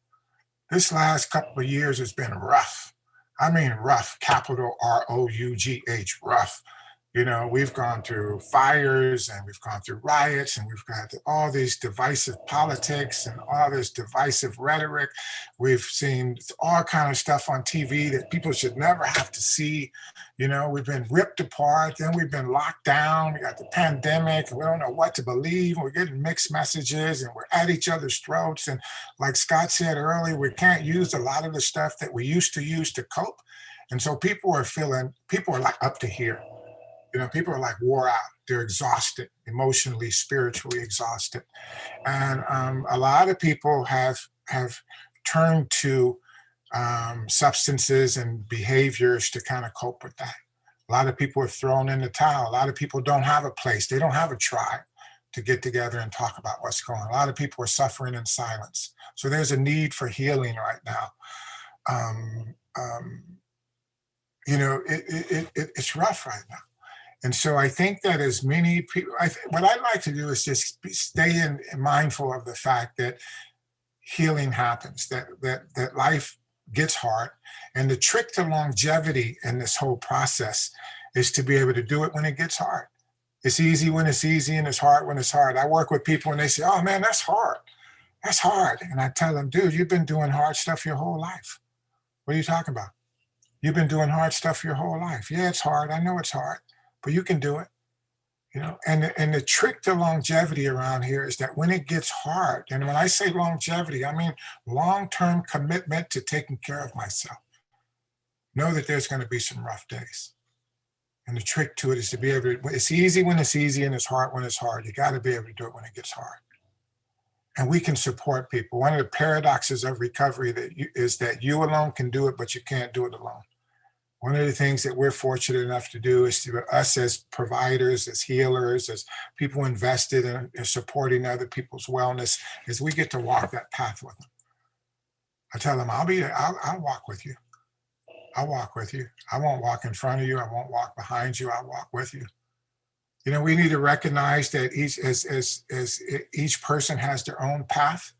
Like there's no one path. One of the biggest problems in addiction and mental health treatment is that people think it's only one way. You know, this is how you do it. This is how you do it. You got to do this. You got to go to meetings. You got to do this. You got to do that. Well, what keeps one person clean might get somebody else loaded. So we have to be open to everybody finding their own path, giving them the dignity to find a path that works for them. I've been embarrassed at times about my field, the addiction treatment field, is because we have been trying to force feed a model down people's throats for years. And anytime somebody objected to that model, you know, that's why I love that TJ's doing some different stuff, that other people are doing some different stuff. We've got options now, because when people used to object to that model, we would treat them like they had just told us our baby was ugly. You know, it was like blasphemy. How dare you say that? This saved my life. This is sacred. So I'm so happy that things are changing in this industry. I'm so happy that we have an opportunity to recognize that people are the expert of their own path. That there's a lot of different ways, a lot of different avenues, a lot of different options for people, and that healing is possible, no matter how bad it got. I've seen a lot of tragic things happen, but I've seen a lot of amazing things happen. And I feel so privileged to be part of this process. So here's the secret. I'm gonna tell you a secret to recovery. All right. So there's two secrets, actually, two secrets. So the first one is very consistent with what TJ was saying. The first one is that you're okay. And that you've always been okay. You came out okay. And even through all the ups and downs that life has dealt you, you're still okay. That's the first secret. And the second secret is that there's no free lunch. You got to do some footwork. you got to do some footwork. Those are the two secrets of recovery, in my opinion, in my humble opinion. With 35 years of being an observer and a traveler on this journey, that's what I've come to. It's that simple. You're okay. You've always been okay. But there's no free lunch. You got to do some work. And you got to figure, I love the song that Valerie was singing that talked about the work. Talked about the work. Like we got to figure out, and we got to help them figure out what's our work. What's my work? And you know, my work might look very different than Scott's work. And it may look very different than AJ's work. And it may look very different than Leland's work. But I do realize that I've got to do some work if I want to get better. So I really appreciate this opportunity to be with you guys, just be in such good company. Wow, I feel like I'm in good company. There's some heavy hitters in here, man. Jeez. So thanks for that. And Leland, I loved your presentation and the work you're doing, man. I meditate. I've worked in Thailand. I mean, that little 5-minute checkup that you did, I forgot what you called it, but you had a cool name for it. But that was great, man. I really appreciate it. The music was amazing. So I'm really happy to be here. Thank you guys so much. Well, thank you very, very much, Roland. It's great to get to know you. And, you know, I'm so impressed with Roland and what's happening with Wholehearted that I'm dedicating a week from tomorrow, I'm sorry, a week from last night, our next Straight Talk is going to be all about discovering the power of what Roland does through wholehearted.org and Conscious Recovery, TJ's work. So if you've really enjoyed hearing Roland, if you've enjoyed hearing TJ, and you want to go deeper, that's why we do Straight Talk. It gives us a chance to go deep. Last night, we went deep with Annie Rogers and a couple of other people. And next week, it's going to be TJ and Roland. And Straight Talk is on Friday nights at 7:30 Pacific time, 10:30 Eastern. And please do join us. It'll be a really, really wonderful show, a chance to learn a lot more, get more tools. And also what we do is we sometimes we bring on people in the audience who have questions. Last night, we brought somebody on at the last minute who was amazing with what he had to share and to offer. So there's that. And also Roland's website is his name plus consulting. So in other words, it's rolandwilliamsconsulting.com. And when you go to the website, there's a couple of places I want to make sure that you go to. You go down to his store, and he's got some really wonderful books. Tell us about Recovery as a Verb, Roland. So like I said in the presentation, that there's no free lunch. If you want to get better, if you want to, there's some, you can benefit from the experience that other people have had. Other people have done some of the footwork for you. A lot of people in this room have done some of the footwork for you. This first book is called Recovery as a Verb. It's an action word. It's not what you say, it's what you do. A lot of us can talk our butts off. You know, my grandma used to say, boy, you can talk a cat off a fish wagon.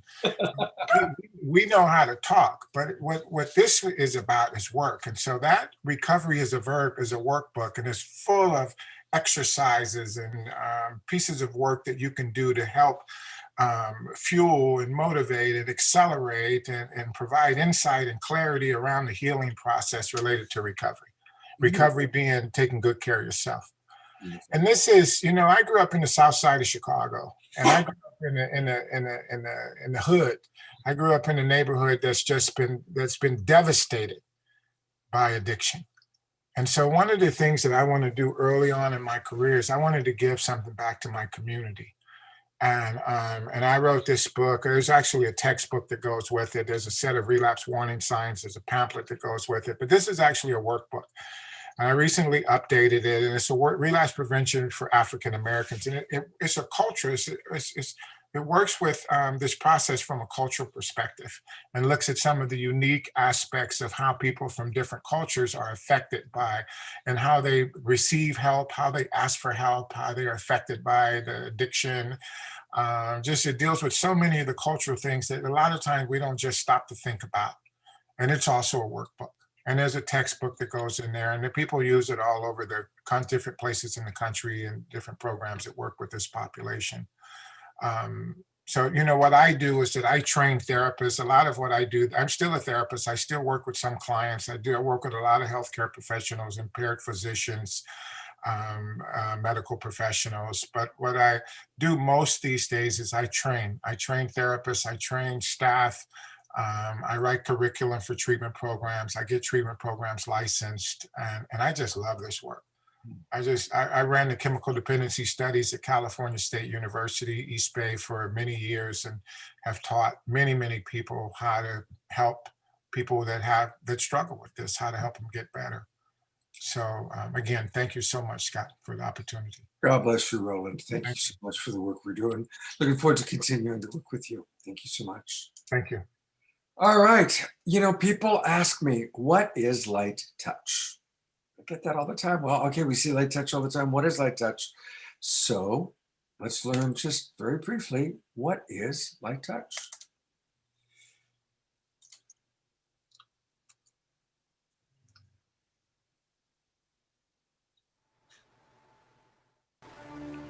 Thank you for all the divine appointments.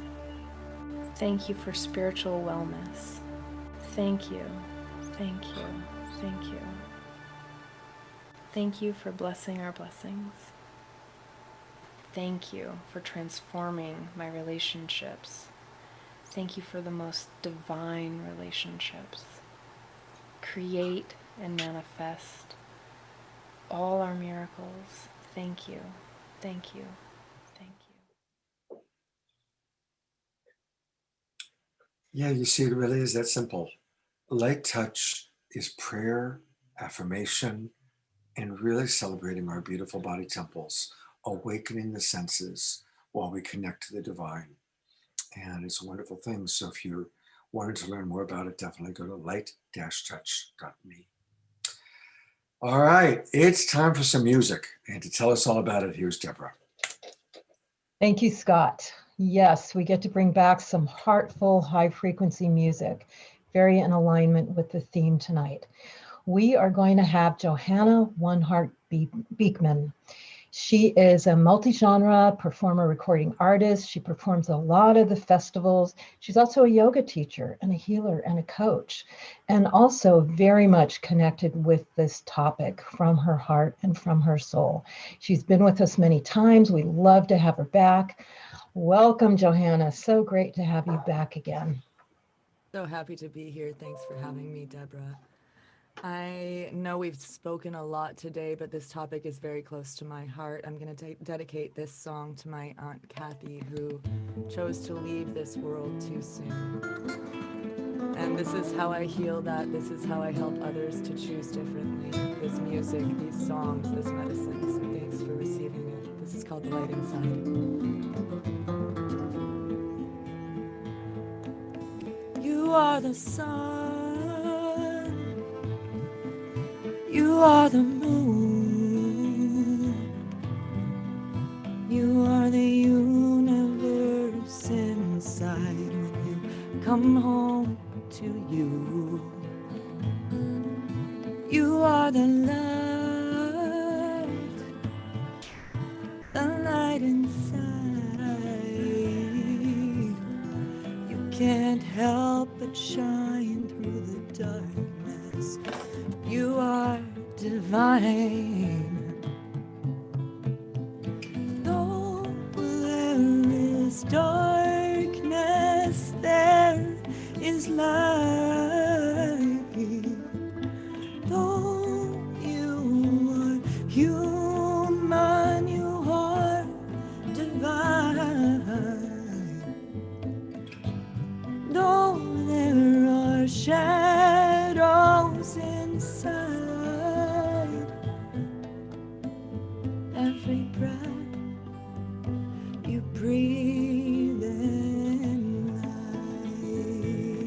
light, receiving the light with your breath. Every breath you breathe in light.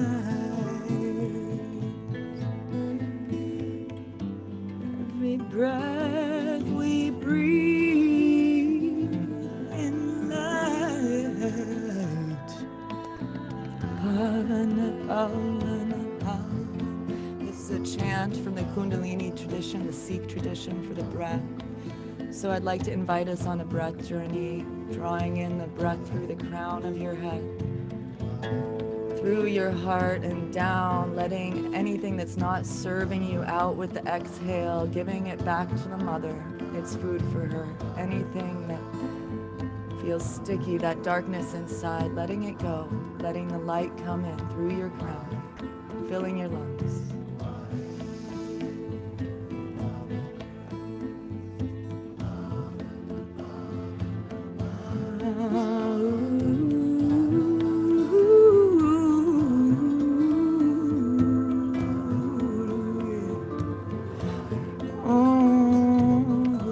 Breathe in. You are safe. Breath is your guide. Breath. Breathe in. You are safe. You are whole. You are love beyond words. You're so powerful. Heart open wide. The whole universe lives inside. Oh child, come on home. Come home to the light. Though when there is darkness, there is light. Though you are human, you are divine. Though there are shadows inside, every breath you breathe in light, breathing in that light once more, exhaling the darkness. Every breath you breathe in light, you are the light, you are divine. Pavana, pavana, pavana, pavana, pada, pada. Pavan Guru, Pavan Guru. Oh, yeah. Breath, it's your guide. The whole universe lives inside, and your heart, it's open wide. I said your heart is open wide, and the whole universe lives inside. This heart is open wide. The whole universe lives inside. So breathe, breathe.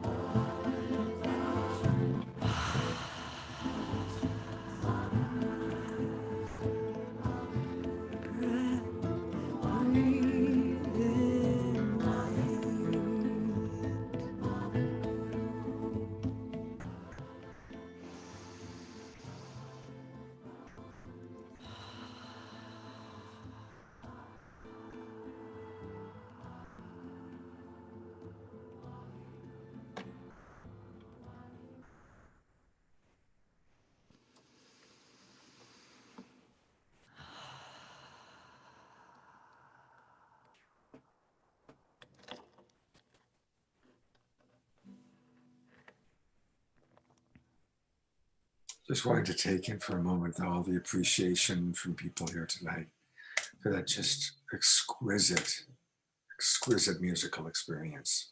Thank you so much. Mm. We just love you so much, Johanna. You are such a precious part of this great global peace tribe. And Scott. Thank you, Deborah. Thank you, tribe. That was amazing. Thank you. And for more, she has so many wonderful offerings. I'm going to show you her website in a moment, but there's so much going on. I want to start by just taking people to the primary place to go, which is Johanna, it's JOHANNA, sings.com, johannasings.com. And then if you go to /offerings, you'll get a chance to see a lot of what she's doing. And she's doing a lot. Johanna, you're amazing. All what you do in our world, it blows me away.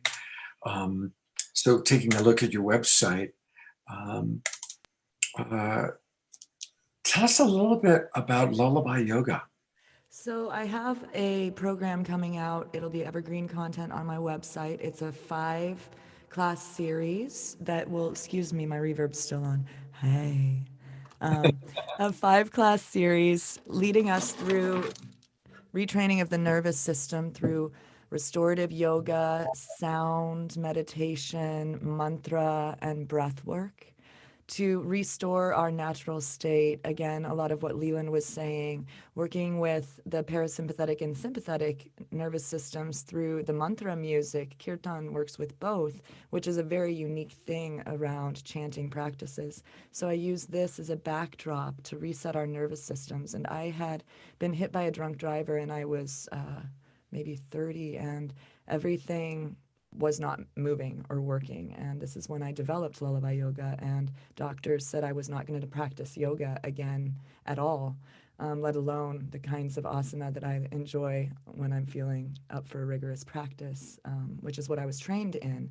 And so I developed Lullaby Yoga and used these somatic tools for healing my mind, body, and spirit, and resetting everything to a more natural state than it had ever been in before.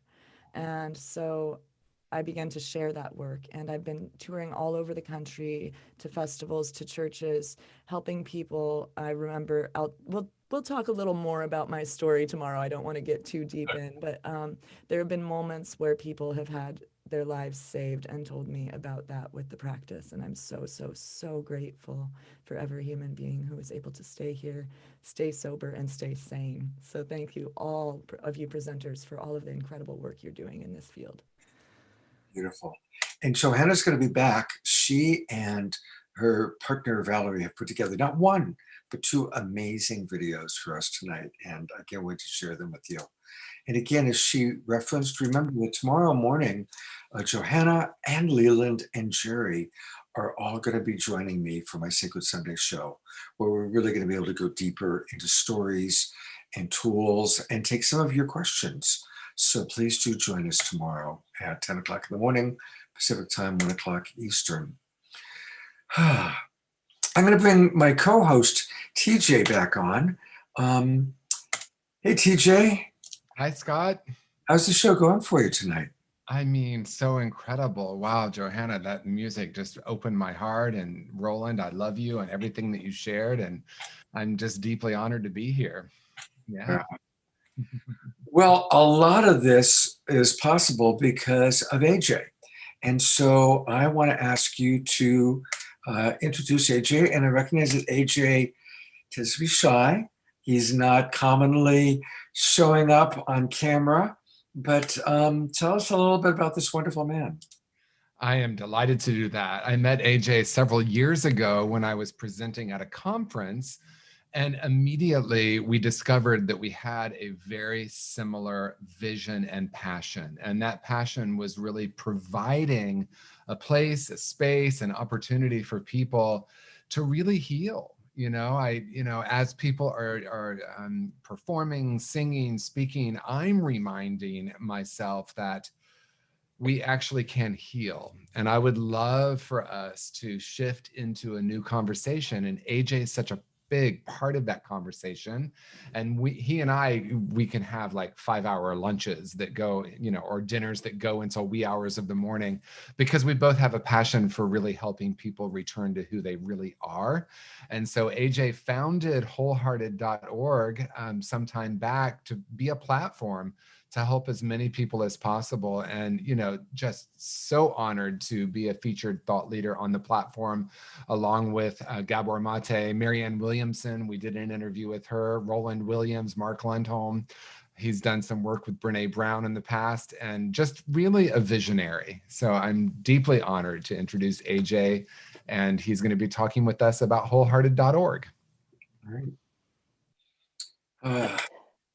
Wow.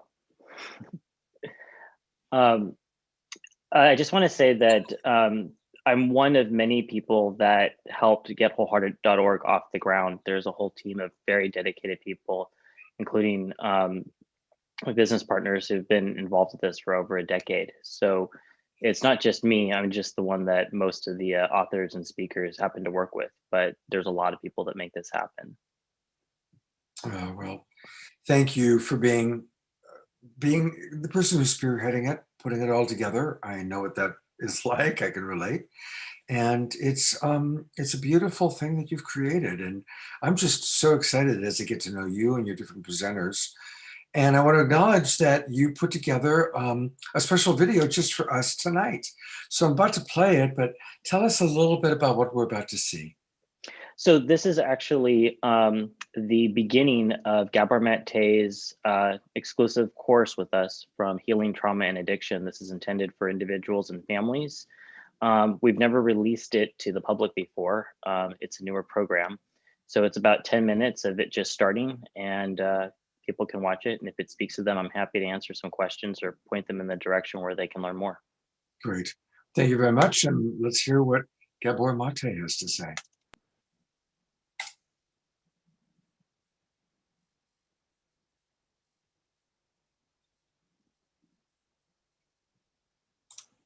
The clearer you are, the clearer we are about your own intention for whatever we do, the more focused our work is going to be. Number one. Number two, very few of us, especially in our families, have the experience of just listening to somebody without an agenda. When we listen to each other, usually we're already thinking about what we're going to answer and how, and we become caught up on our own emotional reactions. I'm going to recommend that one of the things you'll learn today is to listen to one another with absolutely agenda-less attention. And that means whoever you are in the family and whoever you're talking to, make it a practice to just really have the other person download whatever's on their mind, and you just listen without judging it, without reacting to it, without taking it personally, just from the point of view of we want to get what's in the other person's mind. And that's the kind of attention that is very difficult for us as human beings to offer to one another. And as much as possible, just notice your own reactions today. So when I talk about stuff, or when you hear somebody else talk about stuff, notice how you react emotionally inside. In other words, what I'm suggesting is, be at least as curious about your own reactions to things as you are about what is being said and who's saying it. Whatever your intentions are in coming here, and some of you may have come because of somebody else. You may think you're here because somebody in the family's got a problem and you're here to help them, or you're here to promote their healing. But what I'll be telling you throughout the day is that actually each one of us is here for ourselves. And that there's no healing in the individual without actually involving the whole family in that. Now, what I mean by that, it will become clear later. The first thing you have to get out of the way is the issue of blame. Now, blame shows up in two ways. And in addicted families, when I say addicted families, I mean in a family where there's addiction, two kinds of blame happens. One is blaming the other person. So the family members may blame the identified addict. You're creating all these problems for us. Your behavior is imposing all this suffering on us. What you're doing and how you're living your life is making our life so difficult. Stop it. That's the blame that goes to that person. The person who is struggling with the addiction may also have blame towards the family. He or she might say, you guys are trying to control me. You never understood me. It's because of some of the stuff that you did that I've developed my addiction. In other words, there's a blame going towards Absolutely. other members of the family. Absolutely. So one blame, one form of blame is directed towards the other person. Responsibility. The other form of blame is directed towards the self. And that's what we call shame. Now, at the heart of all addictions, there's tremendous shame. The addicted individual or individuals, whether they admit it or not, are really ashamed of themselves. Ashamed for how they live their lives, how they hurt other people, how they let down people that love them, maybe how they lied to them or cheated on them or cheated them out of something. And certainly I can tell you that when I was in my own addicted behaviors, I lied and I cheated. That's what I did. So there's plenty of reason why the addicted individual would be blaming themselves. And in turn, the families, or if you're a parent, for example, of an adult child who has become addicted, you might have a lot of shame as well. Because you might feel, certainly as I have, that as a parent, you let your kid down. It's because of you that they become addicted. It's your fault. You have a lot of shame around that. So the addiction imposed shame or blame can go in two directions, and often it goes in both directions at the same time, towards the other person or towards yourself. And it's not helpful. In either direction, it's not helpful. We have this expression in English that says, you should be ashamed of yourself. Well, examine that for a moment. Should anybody be ashamed of their selves? I might be ashamed of what I did. If I promised to come and give you a course here today, and then for whatever reason, I stood you up, I didn't show up, or I came very late, I should be experiencing some healthy shame. But that's not a shame about the self. It's a shame of something that I've done. And that's a good thing to own. Yes, I did that. It's my responsibility. I can't deny that. But that's not the same as being ashamed of one's self. Nobody should be ashamed of one's self. And there's a distinction between being ashamed of what you do and what you've done and who you are and what you are. What I'll be telling you a little while is that at the core of addiction, there's a deep sense of shame about the self. And very often, there's a deep sense of shame in the whole family, in that the whole family may feel that the outside world, if they knew what was going on, would really judge them harshly, and they're ashamed of that. So shame shows up in all kinds of ways, and it's a barrier to self-knowledge, because when we're ashamed, we're inclined to protect and to hide. In fact, you know what? You know the expression, I just wanted to sink into the ground. When you're ashamed, it means you want to disappear so people won't see you. So shame automatically invites a kind of self-protection and a hiding and a denial. When I was engaging in my addictive behaviors, and my wife was telling me, well, just tell me. Just tell me. I mean, just tell me what's going on. Tell me what you're doing. And she'd be asking me. She said, I won't bug you about it. I just want to know. And in my case, it was shopping. I may talk about that later. But just tell me. And even though she's inviting me to tell her, I wouldn't, because I was so ashamed of it. I was so ashamed of myself. So shame invites dishonesty and denial, and at the same time, it puts up a barrier to self-examination. So the first thing I want to encourage here is to look at any shame that you carry, whether you're the identified addict or you're with a family member, or any blame you have towards the other person, and just for today, put it aside if you can. If you want to go back to your shame and self-blame or blaming others tomorrow morning, you're welcome, okay? But for this morning, just put it aside. And put it aside because it's not going to help you.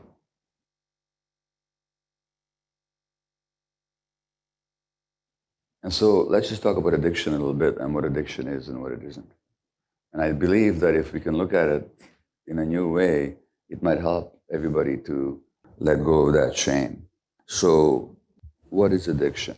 The common view of addiction, the socially held view of addicted people and addiction, is that it's some kind of a choice. That you're choosing to behave this way. You're choosing to behave this way because you're a bad person, or because you're not smart enough, or because you don't have willpower. Somehow you're not adequate. And so you're choosing to behave in certain ways which are harmful to you, harmful to your family, maybe harmful to society. The way we deal with it is, number one, we try to prevent it by telling people not to make that choice. And number two, if they do make that choice, then we punish them. Now, how do you punish people? Usually by ostracization, by separating from them. And in this society, that begins very early. So when kids are 2 years old and they throw a tantrum, the parents are often taught to practice timeout. And timeout means you can't be with me right now. I have to separate from you right now. You can't be in my presence. That's what a timeout means. And parents are told this is how you educate a 2-year-old about what behavior is acceptable. And the assumption is that the 2-year-old is making some kind of a choice. And if you punish them severely enough, they will not make that choice. And the way you punish them is you deny them contact with you. So we call that timeout. It's very damaging. I can talk about that later, but that's what we do. Now, when you become an adult, we have another form of timeout, and we call that jail. So that now you can't be with us. You're going to be away from society. You're not acceptable. You're not good enough. And we're going to have to punish you to teach you not to behave that way. But it's the same idea. And the idea is that we ostracize you. You can't be with us for a certain period of time. We separate from you. That's the idea of choice. And then when you believe that it's a choice, then you have a certain idea of how to prevent addiction. And how you prevent addiction is by telling people how bad it is.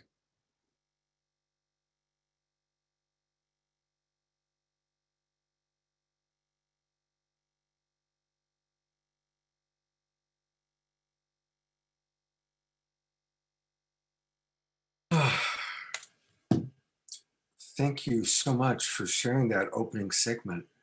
And I want to go to on screen. What I'm imagining is that this is where they can get the entire course. And again, if you go to wholehearted.org, wholehearted.org, and here it is. And there's TJ, one of his programs, looking at the slider, the different things that they're offering, and Gabor Mate, a masterclass for healers. AJ, is there anything you want to share about your website and specific places that we should lead people to? Yes. Just to clarify, so what we just saw is actually called Healing, Trauma, and Addiction. A masterclass for healers is a professional training that Gabor offers on our website. But the clip that you just saw is from Healing, Trauma, and Addiction. It's for individuals and families. It's 8 episodes. It's 6.5 hours long. It's available on our website for $99, but we have financial assistance and scholarships for anybody who needs it. So if you reach out to us, help@wholehearted.org, or click the contact us form, we'll help you. If you can afford to pay the full price, that would be helpful for us. It is a not-for-profit program, so it is subsidized by us and by Gabor Mate. So our goal is to get as many people as we can into the program. There's also continuing education for professionals if they want to take the professional version of it. But I just updated it so it's right on the homepage of the website if anybody wants to go and see it. But it is a very expansive and in-depth program on trauma and addiction. And it's Gabor's definition of addiction, which is any behavior. So not just drugs or alcohol. So it can be eating, workaholism, shopaholism, hoarding. It's all the same as far as his perspective. And he walks you and your family through the program, through understanding this and improving communication and having a much deeper understanding about why we behave the way we behave, and looking at that through compassion so that we can actually heal one another instead of blaming one another. Beautiful. Well, thank you so much, AJ. We're going to be seeing more of AJ, of course, next Friday night on Straight Talk. And we're already talking about doing a whole wonderful weekend together of programs. So thank you so much, AJ. Welcome to the Saturday Night Alive for the Global Peace Tribe family. Thank you. Can I just say that I'm so impressed with all of the talent and all the commitment. Almost everyone here except for TJ and Roland and Scott are new to me, and I'm just having a great time watching everyone. You're all fantastic. Thank you for including me. Beautiful. Well, thank you for being with us. It's good to have you with us. Thank you so much. All right. Well, we have a lot more ahead of us tonight. We still recognize we're running a little bit late, but we still have some video snippets from my interview with Reverend Micheal Beckwith. We've got some Russell Brand. We've got Annie Rogers. We've got more music from Johanna and Valerie. So stay with us. Strap on your seatbelts. Have a little caffeinated tea because we still got a lot more to share with you tonight.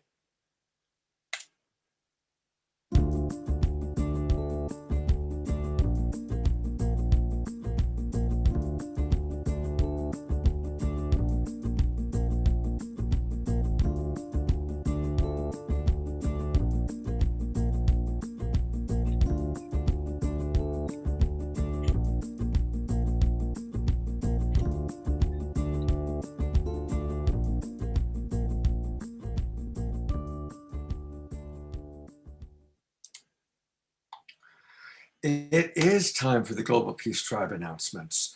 And first thing I want to do is just welcome all of you who are watching. And a reminder that those of you that are on Facebook or on YouTube, you can still join us. We still got a lot of show ahead of us. And so please consider going to www.globalpeacetribe.com, and register. And that's where you can really discover all the wonderful things that we're providing, and we're providing a lot. We're adding more and more events. You're going to hear about some of the new events coming up. So we really want you to join us. Please do that. Please, please, please. Also want to thank all of our broadcast partners. You know, so many of you are watching us on different mediums in different ways. So we want to thank our Global Peace Tribe broadcast partners. And always I like to start with Unify, because that's where the majority of people watch us. Last week we had 40,000 views on Unify and growing. And so many of them are from people all around the world. A lot of people watching us. So thank you to our friends at Unify. And we also always want to thank John and Summer Raymer from the Sign Network. They're going to be our special guests on my Straight Talk show on June 18th. And they help us reach about 100 different Facebook pages. Our good buddy Alan Steinfeld with New Realities, he's going to be on the show next week. You'll hear about that in a minute. So he always carries us. Of course, Light Touch is our ongoing, every episode supporter and sometimes sponsor. And then all the other places that carry us. New Earth One, my organization, Love Coach Academy, Earth Dance, Humanities Team, Portal to Ascension, Disclosure Fest Foundation, Global Days of Unity, Earthwalk, and the Enlightened World Network. Thank you, everybody, so much for carrying us. And hey, if you're interested in helping to support us, to sponsor us, if you've got a broadcast network, that's how we met Sherry Anderson. That's how we met Ruth Anderson of Enlightened World Network. They were watching us, they liked the show, they reached out to us, and now they're part of the tribe. So come be part of the tribe. I also want to thank everybody who has donated so far to tonight's fundraising event, the Warrior Resilience Training. We've raised $412. Let's get up to at least 1,000.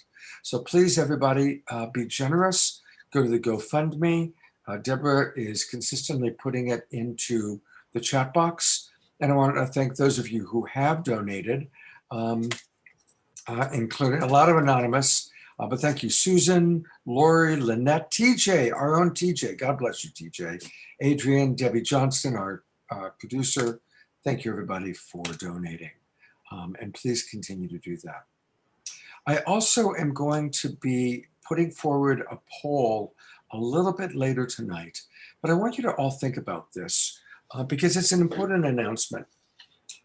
We're noticing that most of our following is in North America. And so we're moving more and more into springtime, more and more into summer, and it's staying light out later. And we're noticing that we still have the same overall number of people watching the show, but people tend to be joining us later. So we're considering starting the show 1 hour later at 7:00 p.m. Pacific time, 10 o'clock Eastern.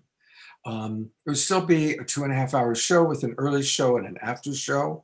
And tonight we're going to have quite an after show because there's a lot that we still want to share with you. So we're curious how many people would like for us to keep it at 6 o'clock starting time and who would like to see us move it to a 7 o'clock starting time. And I'll be putting a poll out there. Frankly, I had the poll ready and I accidentally deleted it just before we started these announcements. So I'll rebuild it and put it out there to everybody. But please, we want to hear from you. We're here to be of service to you. And speaking of being of service, I want to turn it over to my co-host, my producing partner, the magnificent Deborah Giusti. Thank you, Scott. And what a great show.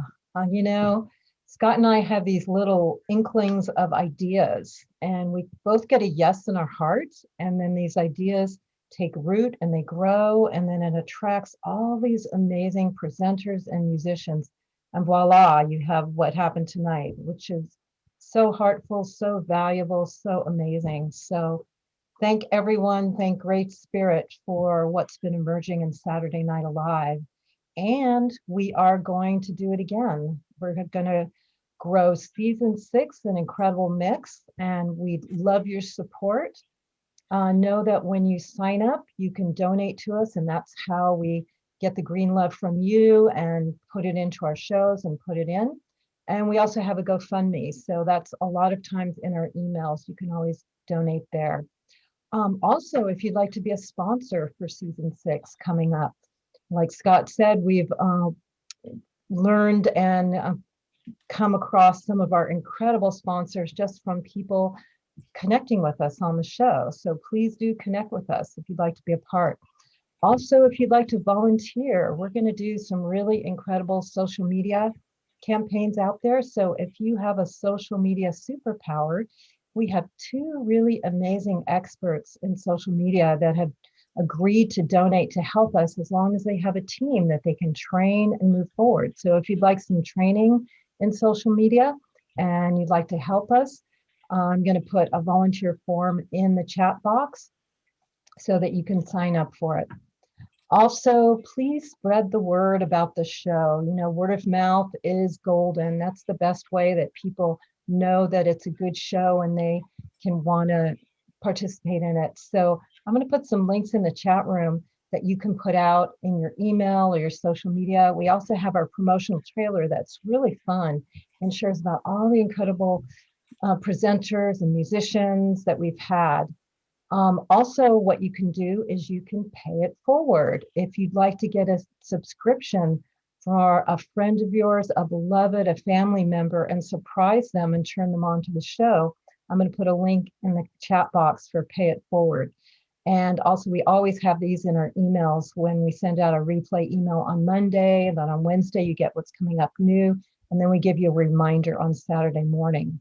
So all these ways to help us if you feel called, we'd love it, because we're committed to help you and help the world and keep this growing and glowing. So thank you so much.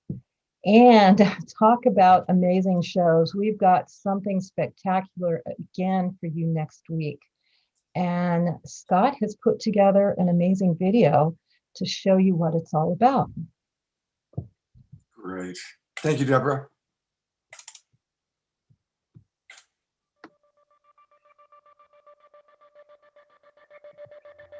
We have tackled many strange stories on 60 Minutes, but perhaps none like this.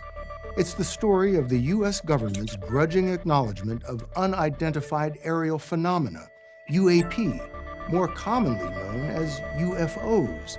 After decades of public denial, the Pentagon now admits there's something out there, and the U.S. Senate wants to know what it is. The Intelligence Committee has ordered the Director of National Intelligence and the Secretary of Defense to deliver a report on the mysterious sightings by next month. The story will continue in a moment. What an extraordinary time this is. We are living in a time in human history when more of us, our beautiful great global peace tribe, are having contact and connection with angels, aliens, galactic family, archetypes. It's happening. And it's also happening in the external world. Government disclosure is taking place. And so as a result, of course, Saturday Night Alive is doing a really special program on May 29th, all about making contact with our galactic family and each other. And of course, our co-host, our executive producer for the show is Mark Sims, who brought you the Harmonic Convergence 2020. And we will conclude this amazing evening with Mark Sims leading a CE6. That's a close encounter of the sixth kind for all of us to participate in. Also, our good friend Alan Steinfeld from New Realities Television. We've got Whitley Strieber joining us live, and he wrote the book Communion and has been involved in this for so long. And Danny Sheehan, who probably knows as much as anybody about what's going on with government disclosure. Our other guests include Jimmy Blanchett, Bridget Nielsen, Sean Yost, the delightful Zen Kakaro, Bruce Sugar, who produced some of Mark's wonderful videos that you've seen. And we've got, as our musical support, Fanny Sturchild and Brigari Sendar. So join us on Saturday night, May 29th, for a very special edition of Saturday Night Alive for the Global Peace Tribe.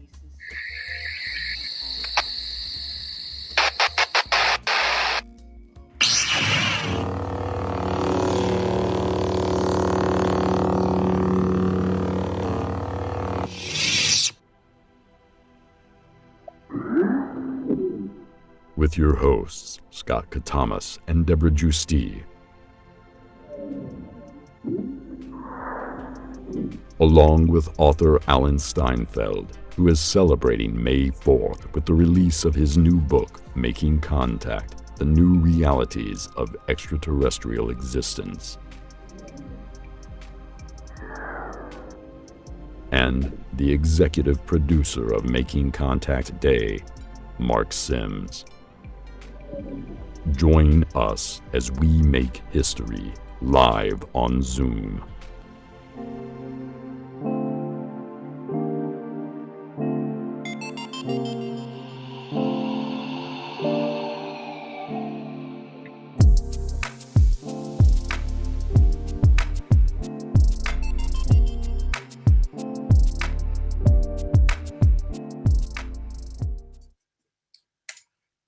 Yeah, we've been doing shows from the very beginning on this topic. Most of you know that I was producing UFO-oriented television back in the 90s, and it's happening. The Senate request and kind of the budget demand that some disclosure takes place is really something. And whether or not we'll see what the government really acknowledges, Danny Sheehan, who's going to be on the show with us next week, who's right in on the middle of what's really going on because he's the attorney representing some of the people you saw in 60 Minutes last week. So he knows what's happening. And the government may punt and ask for more time. That's why it's up to all of us to come together, recognize that we all are having amazing experiences, whether it's with galactic family or spiritual teachers or angels or archetypes. The more we can acknowledge our experiences, the more it becomes safe for us to have those experiences. So do join us next week. It's going to be a really beautiful show, and I'm really proud of it. Also want to just remind everybody of our final shows of this season. I'm going to just briefly go through them with you. There it is. We've got a brain fitness show on June 5th. It's going to be all about the connection between our brain, our body, with doctors and leading experts helping us to understand ways we can optimize our physical experience. June 12th is going to be a gas. We're having so much fun putting this show together. It's all about celebrating the 60s and how the 60s are still influencing us today. And we're also going to be celebrating the 10-year anniversary of the completion of the first round of the Health and Harmony Festival, also known as Harmony Festival. That's what Deborah Giusti created for over 30 years. She did it. And it was always the second weekend of June. So we're going to celebrate that. June 19th, we've got Matt Kahn joining us as a keynote speaker. And we're going to be collaborating with World Unity Week. It's a very powerful week with people from all over the world coming together. And we're really excited that we're going to be kind of kicking that week off on the 19th and then completing it on the 26th. And on the 26th, once again, our Mystic Abbot, Jerry Anderson, will be co-sponsoring along with Jay Mayer. And it's going to be all about spiritual wisdom from around the world. So please join us for all those shows. All right, I did create another poll. And so this is all about whether or not we should start at a later time. And we really want to hear from all of you. So you've got 4 options there. Please stay at 6 o'clock. A bit later would be great, 6:30. Yes, later would be helpful, 7 o'clock. Or I will be there no matter when it starts. And whatever your choice is, we want to hear it because what you have to say matters to us. And it looks like a pretty strong to stay at 6 o'clock. So 57% stay at 6, 10%, 6:30, 16%, 7. And I love that 24% that'll be there no matter when. All right. Thank you. These polls are helpful. Thank you so much. I really appreciate that. What do we got next? My gosh, I lost track. I was so busy making the poll. What's next is we have an amazing video. You guys, I want to invite everybody to get ready to get up and dance. Mystic Abbot Jerry, I know you're going to be up and dancing to this one. I'm imagining TJ might get up and dance too. When they played this song for me, this is no hyperbole. I am going to go on record as saying this is as wonderful a video as we have ever played on this show. Jay Mayer, I hope you're watching because you're going to love this one. It is our beloveds, Johanna and Valerie. I'm going to play the video and then we'll pop the camera on them and talk to them for a moment. Here is, let's all drop into some happiness together.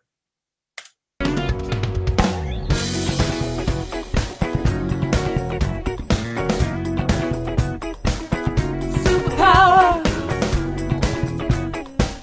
Superpower. I choose happiness and happiness chooses me. I live in happiness.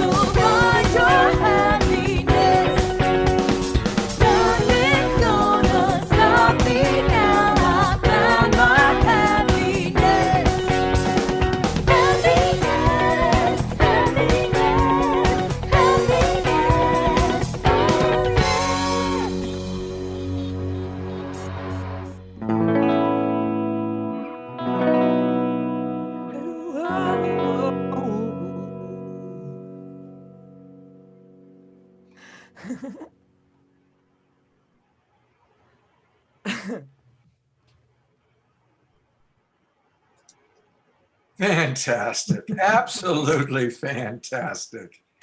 That's just like, what an amazing song. It's just, Sophie, tell us a little bit about how you created that together. Well, Valerie and I started co-writing pre-pandemic in New York when I was on tour, and that we've been sharing a lot of that magic with you guys. It's been amazing. But during the pandemic, as you know, we were very prolific from overseas practically. Like I'm in the West Coast, she's in the East Coast, and we're Zooming all the time. And this is one of the birthings.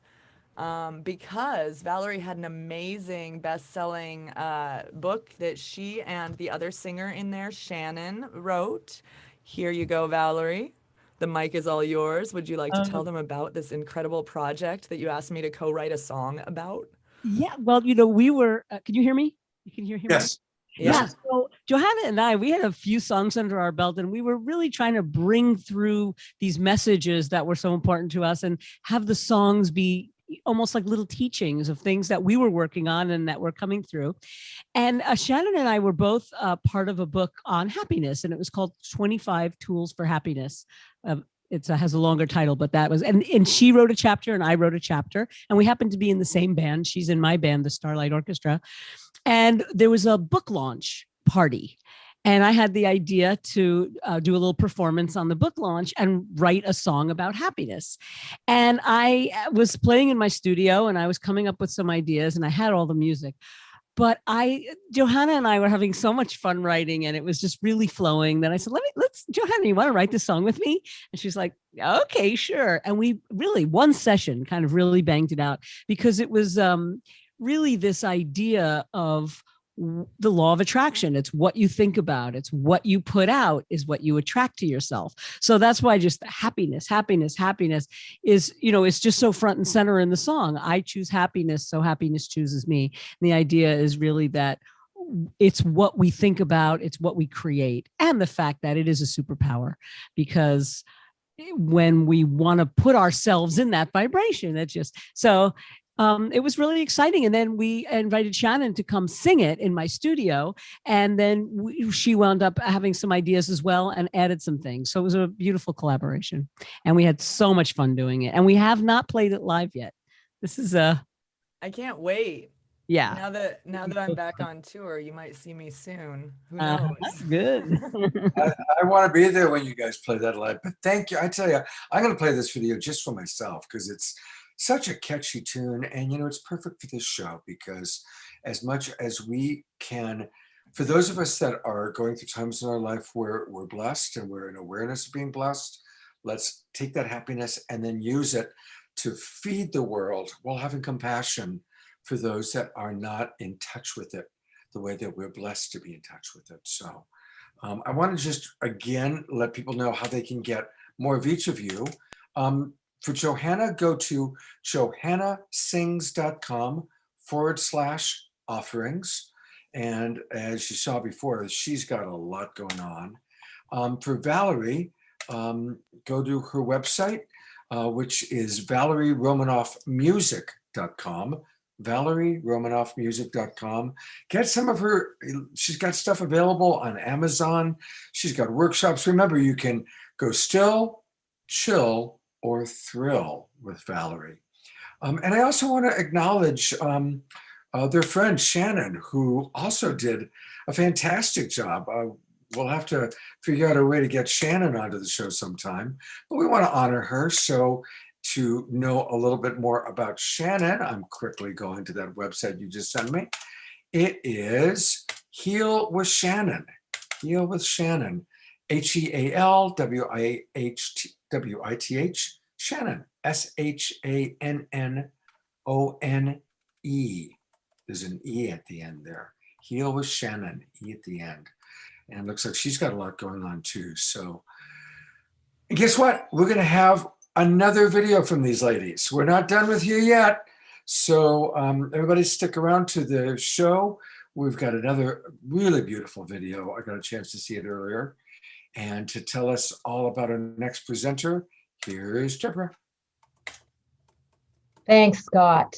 And now we're going to bring up a powerhouse woman in the field of addiction and recovery. From an early age, Ann Rogers was helping people discover their own power to heal and achieve. And she was into transactional analysis. And early on, she worked nationally in over 150 cities to train others to help be their best. And while she was a patient at Dr. Hitt's clinic in Mexico, she learned about a new treatment that had great success in helping people with addiction. It was NAD+. So she was so passionate about that potential. She recruited physicians to help develop clinics where people could experience NAD treatment as a strategy for brain restoration and quicker, more effective detox. And she's been working very successfully in this for a long time. I know her personally. She's tireless. She's on it. She's amazing. Welcome, Ann Rogers. Thank you. Thank you. I know that some of you in recovery may have heard of NAD before. My experience was when I was at the HIT Center in Mexico, I knew a lot of celebrities had gone down there to detox off of alcohol and opiates. And we didn't really know what was in the bag. All I knew is that I wanted to do it, but it was very expensive. So I wanted to do it because of my dad had Alzheimer's, my grandmother, I had very bad ADD, and for restoring your brain, it was really amazing. Well, I was a part of a clinic in San Diego, and I said, let's go down there and see if we can bring this treatment over. So we did. We brought the IV NAD therapy to California for the first time. And my godson was a heroin addict. He was 20 years old. I watched without any drugs at all, just NAD. I watched him detox off of heroin and turn into a completely different human being right in front of my eyes, and stay sober for months in sober living and transform. I was so blown away that I found myself getting rid of everything else I was doing in my life and dedicating myself just to the NAD therapy and to the detox that it can create. And that was 11 years ago. And since then, we have never had a seizure. We've detoxed hundreds of people, cold turkey, alcohol, heroin, you name it, never had a seizure.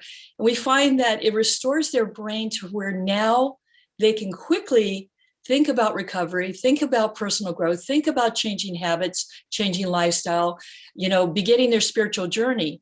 And for us, we never thought of it as anything other than their NAD level. When it rises up, they become like a fully present person. They're able to really think their way through recovery. So I made a video back, 8 years ago or something. This is before it started to get out there. And what I wanted to say is that the reason why this has really not been something to spread widely is because it's incredibly expensive. So that was really the thing that I found the most disturbing about it, is that we use 9,000 milligrams of NAD. It's 60 hours of IV time. It's over 10 days.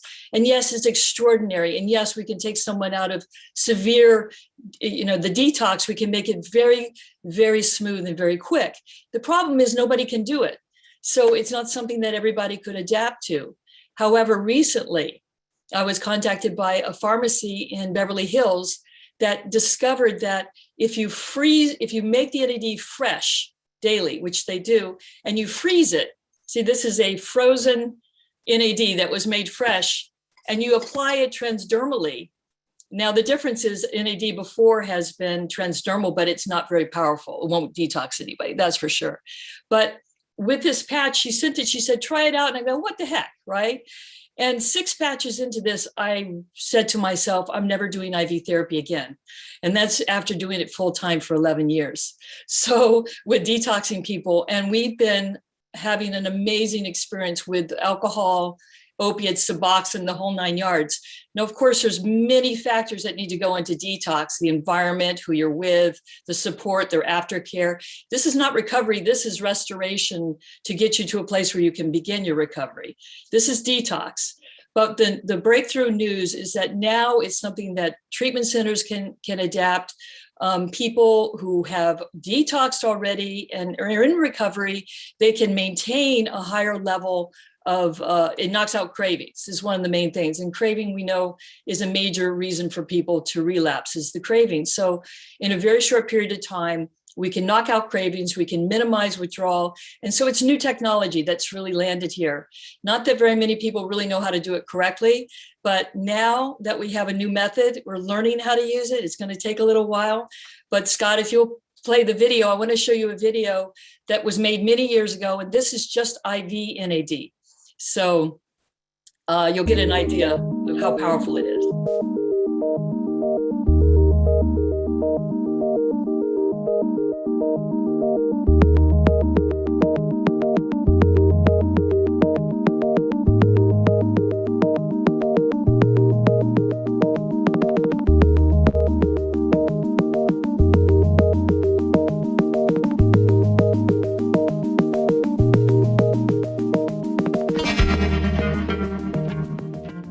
I haven't felt this way since I was 20 years old. I just feel great. I have all this energy. I absolutely feel like a new person. It's brand new. I'm like looking at life with a new pair of eyes, you know, it's great. I've been a nurse in the field of addiction for the past 7 years. The detox process is unbelievable. I've seen opiates, benzo addicts, alcoholics, amphetamine users, all of the above detox in a outpatient setting with minimal discomfort. I'm on day 7 and I haven't felt like this in 12, 13 years. People who are so debilitated, who come in ultimately so stressed, just in the period of 10 days, become new human, become new people. It's unbelievable to see them become just someone else. I don't, or what they used to be prior to 20 years of drug usage. There's no words that you can put to describe it. I was on painkillers for 12, 13 years and pretty much convinced myself I was nocturnal, and since I've been on this, I have a normal sleeping habit. I was really happy about that. I find myself singing to myself. I've never done that.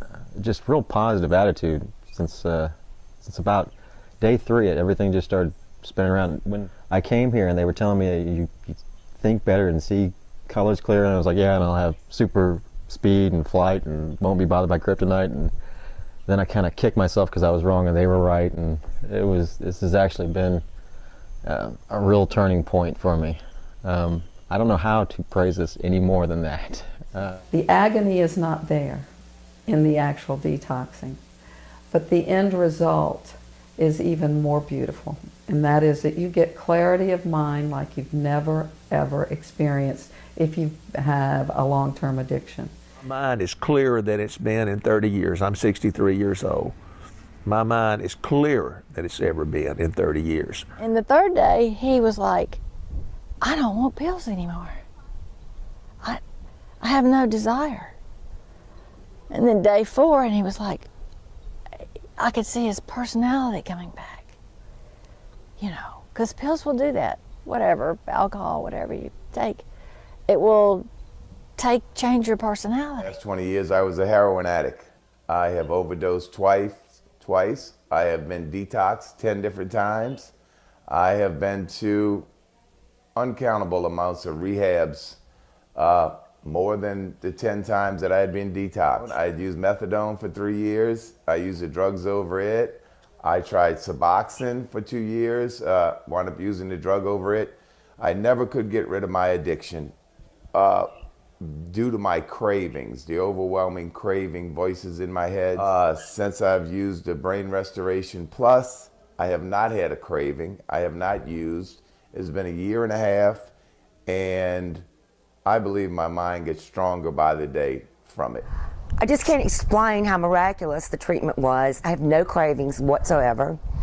I'm happy. I'm not depressed. I've suffered from anxiety and depression since I was a teenager. I see the brightness in their eyes light up. It's like the light is on. They're back. And he's positive. He's himself. He's back. 10 little days. That's it.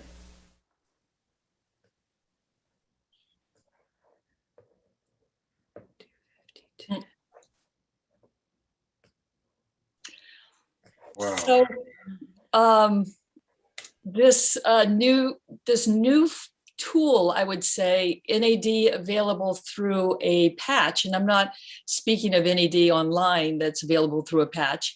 It's a live NAD, I call it, because it's fresh and it's bioactive, and it really is a major tool in everyone's toolkit who's dealing with addiction or dealing with someone with addiction.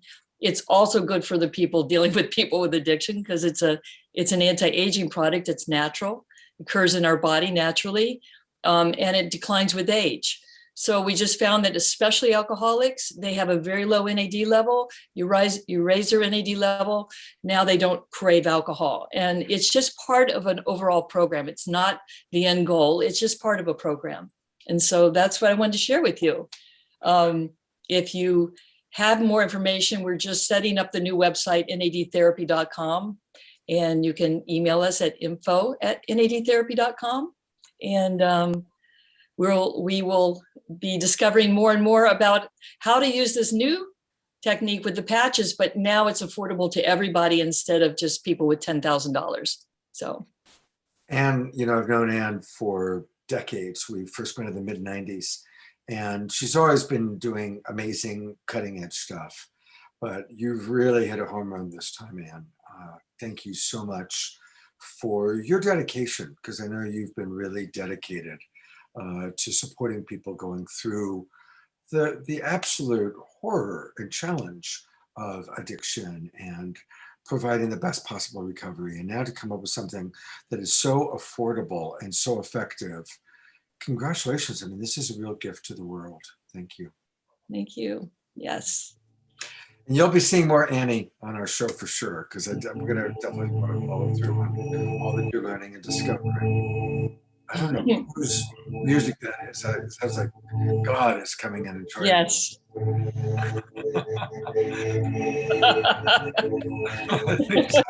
Yeah, it's on Anne's end, so I muted you, Anne. I love you, but I muted you. Only for now. So for all of our people watching, because just the way the show goes sometimes, we are about a half an hour overtime. So I am going to show the wonderful Russell Brand videos and the Micheal Beckwith videos during our after show. We're going to kind of wrap up tonight's show. We've got a few things left. Of course, our Global Peace Tribe recommends. And then stick around for the after show, where we're going to hear from Reverend Micheal Beckwith. We're going to hear from Russell Brand. We're going to play that Austin Willis theme. Micheal Beckwith and Russell Brand. And somebody needs to mute. Whoever that was. We always encourage our panelists, please remember to mute, and that's why. So, with no further ado, we're going to go into the Global Peace Tribe Recommends section of our show. So here we go. And stick around, everybody, because we've got some really good stuff ahead still.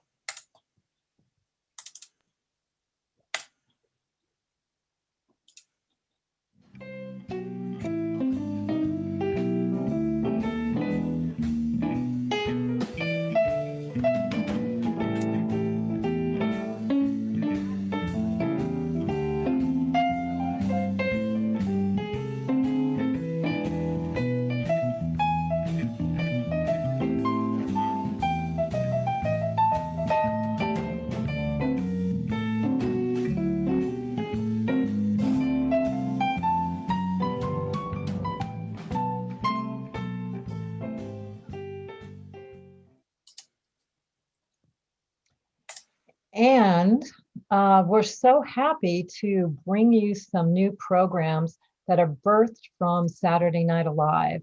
On June 6th, we are going to be featuring some of our favorite musicians. And you can see tonight we have excellent music.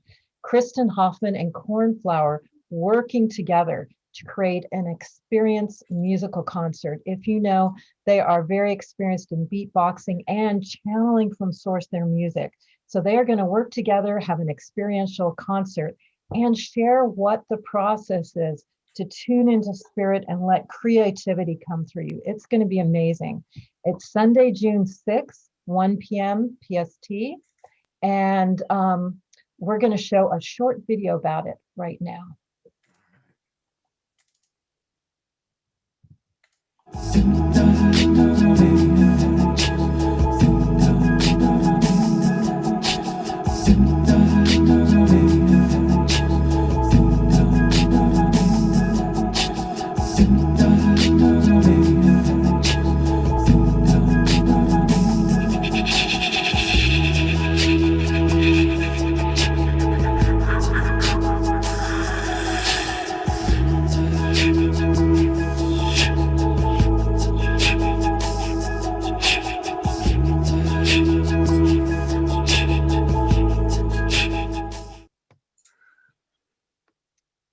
Incredible. So please sign up with us. I posted in the chat room how you can sign up. We always put it in our newsletters that we send out. It's going to be a very heartful, very deep, creative, and very fun experience. And as synchronicity would have it, we decided to do this show. And in just a few weeks, there's going to be a 7-day Talks on Trauma featuring Gabor Mate and the release of the new film, The Wisdom of Trauma. This is being produced by SANS producer, Maurizio Benazio, and this is happening June 8th through 14th. Along with Gabor Mate, it's gonna have another, lots of other incredible people on these topics: Peter Levine, Thomas Hubble, Dan Siegel, Stanislav Grof, and about 15 other people. And this is free. This is a 7-day offering with the film Wisdom of Trauma. And we have a trailer to show you right now.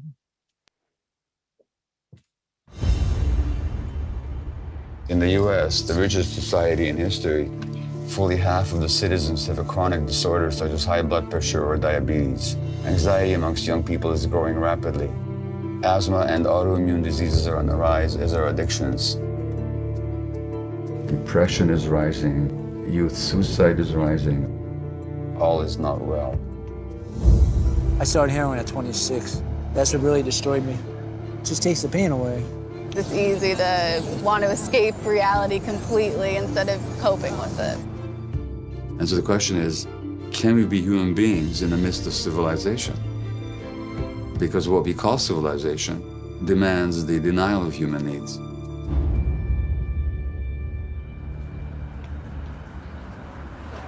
Please welcome Dr. Gabor Mate.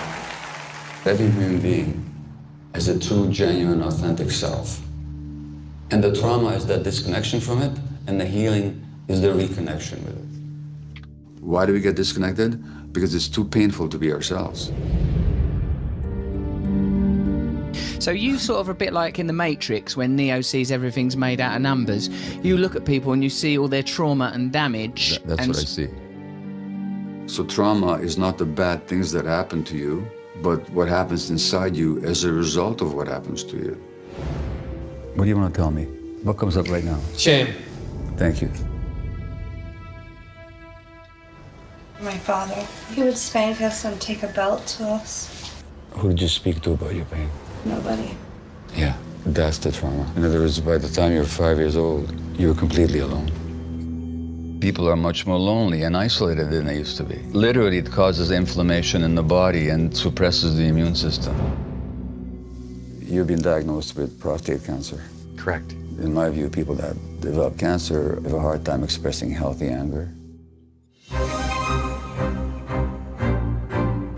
Hillary Clinton versus Donald Trump, there were two traumatized people fighting to govern a traumatized world. That's exactly what I'm saying. And these are the people that our society rewards with power.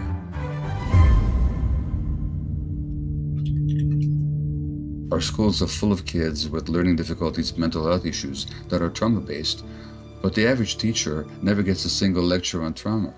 We need trauma-informed medical care, trauma-informed education. If we had a trauma-informed society, we'd have a society that looks much more compassionate.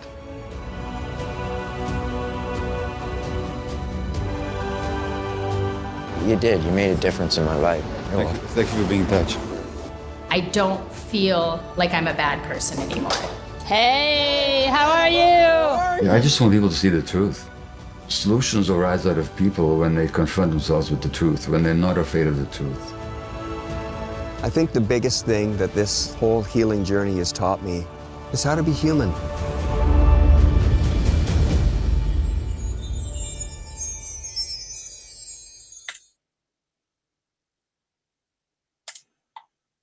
So you can see this is going to be an amazing journey. 7 days, it's free, showing of the film and all sorts of speakers. This is amazing. You know, these are the times where everything that's been hidden is coming up to be revealed and healed. And this is really happening for so many now. This is time for this. Really amazing. So I put the link in the chat box. It will be in our newsletter. You'll see it on Deborah Recommends, Harmony Connects, and all my newsletters. We're going to really promote it strongly so everyone that needs to be a part of this and get this incredible information can join. So, and we have one more thing to offer. Russell Brand does his own recovery workshop, and it's Recovery with Russell Brand. He goes into everything he's been through, and it's all kinds of levels of anywhere from feeling unsatisfied, limited, empty, to really having severe addictions and how to overcome them. It's a free offering. So if you want to experience Russell Brand, I'm going to post that in the chat room too, and you can experience him live. So thank you. And Scott, you have a few more incredible offerings to share. I do. You know, it's we are just adding more and more opportunities to come together, to connect, and I'm excited about the ones. First off, want to remind you one last time, please join us tomorrow morning. Now that you've had a chance to see our wonderful wild Mystic Abbott and to meet Leland and to hear again from Johanna, imagine, come on into our Zoom room. Now you can always watch live on Facebook. You can find the Facebook feed on Love Coach Academy or Scott Katamas or Deborah Giusti. But really, we love to encourage people to come into the Zoom room. And tomorrow we are going to take questions from people. I know that Johanna and Jerry and Leland all have a lot to offer. And I noticed that there was some questions coming in the chat box today. Even one of our regulars was asking, well, what about hoarding? What about the compulsion of the behavior of hoarding? So we'll tackle that and other questions. So join us tomorrow morning, 10 o'clock Pacific, 1 o'clock Eastern time for Sunday. And then again, next Friday night, again, so we can go deeper and deeper, we're going to be having 3 of the people that you've met tonight. It's going to be a chance to really get to know wholehearted.org much more fully. And so we'll be talking at length with TJ Woodward, really helping us to understand, what does conscious recovery really mean? How do we do that? And recognizing that all of us are in recovery and all of us want to be more conscious. And so he has a wonderful set of tools to really help us work that. And you met Roland, he's beautiful. And he's going to be sharing his wisdom. And then AJ is also going to be joining us. So please, next Friday night, May 28th at 7:30 p.m., we want you to join us. And the very last thing that I want to announce, I don't have a poster, I don't have a video, just me announcing. Do you miss touching people? Do you miss like being able to watch musicians while we're cuddled up on the couch, maybe doing yoga together? It's going to happen. We are going to have 3 combination retreats. It's a combination of Global Peace Tribe, Love Coach Academy, and Light Touch, kind of bringing all these worlds together with not 1, not 2, but 3 retreats starting in July. July 15th to the 19th, we're going to be at my dear friend's beautiful home temple called Skywood Temple. It's in Woodside, California, way up above Stanford University, just about halfway between San Jose Airport and San Francisco Airport. So you can fly into any of those airports.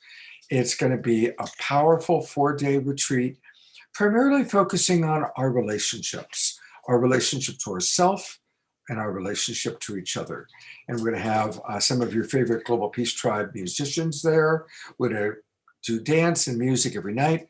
We're going to do yoga in the morning. And we're going to have some of our favorite teachers doing relationship stuff July 15 to 19 in Northern California.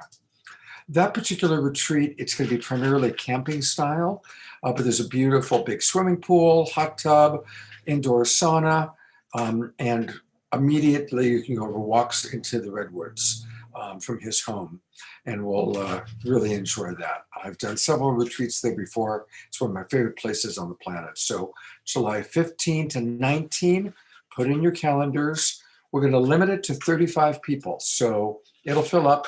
And next week, I will have the link of how to register and more details, but put it in your calendars, July 15 to 19. Then we are here today and gone to Maui. September 14 to 21, a week in paradise in Maui, and my beautiful friend Lori Grace's estate. Some of you remember, you saw she was on our environmental show. She did a video. We saw her estate. It's this incredible, sustainable retreat site, and it's gorgeous. It's on the jungle side of Maui. Now there is some camping, and there's also some really fancy rooms. It is going to be week long. It's going to be a little bit more expensive, but again, we're hoping to fly over some of our favorite Global Peace Tribe people. And of course, at all of our retreats, Jay will be there, and we'll be doing light touch with each other, which is really, really fun. Just think about light touch with each other. It's going to be sweet. So put those dates aside, September 14 to 21 in Maui, September 14 to 21 in Maui. And then finally, we want to acknowledge all of our East Coast friends. So we're going to be in Asheville, North Carolina. My good friends Avenita and Rajo have a beautiful retreat site in Asheville, and we will be there October 8th through the 11th. And we've timed that so it's the weekend before the Leaf Festival. The changing of the colors in that area, they're right near the Blue Ridge Mountains. It's gorgeous. And so you can come to our weekend retreat, hang out, and then go to the Leaf Festival the following weekend if you so wish. So put those dates down, plan on joining us. Hopefully we'll get some of our favorite musicians like Johanna and Valerie to come to at least one of these retreats. And it's going to be a lot of fun. So please do join us. So those are our Global Peace Tribe announcements. And I want to invite you to stick around. We are going to have quite an after show, but I'm going to bring my partner Deborah back up to kind of say an official good night.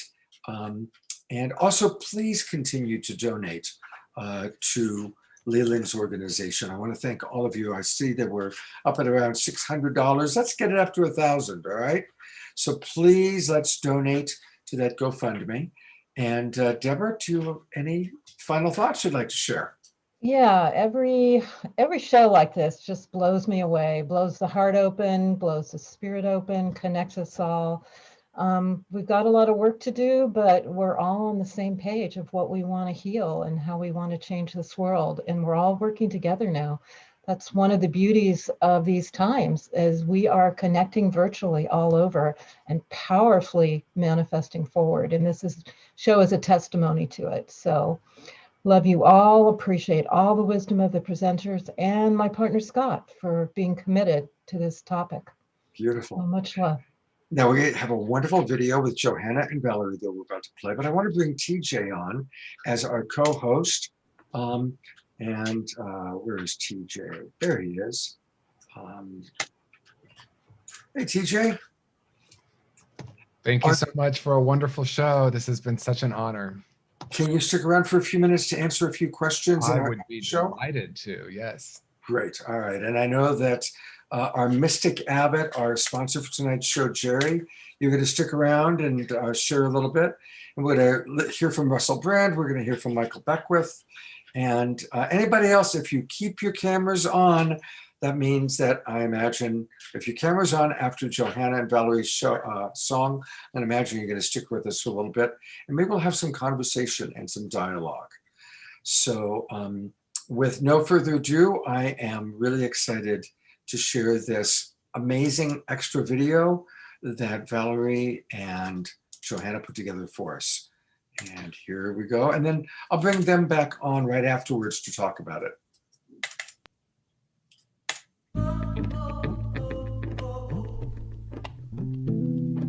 Now is the time And here is the place I'll live my life, remembering my grace.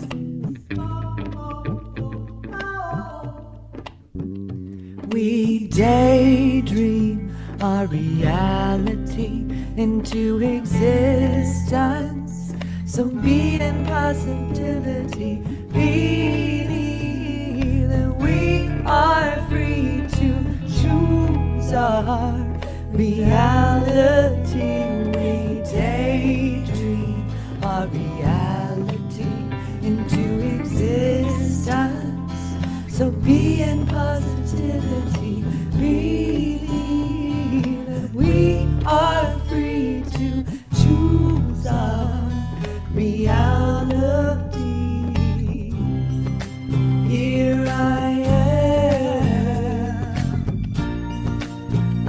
am here. Here I am here. All is here. All is now. All is here. All is now.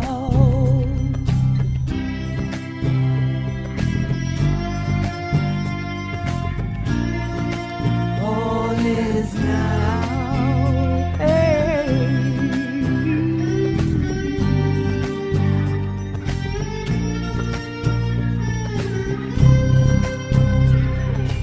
Here I am now. I am here. Here I am now. I am here.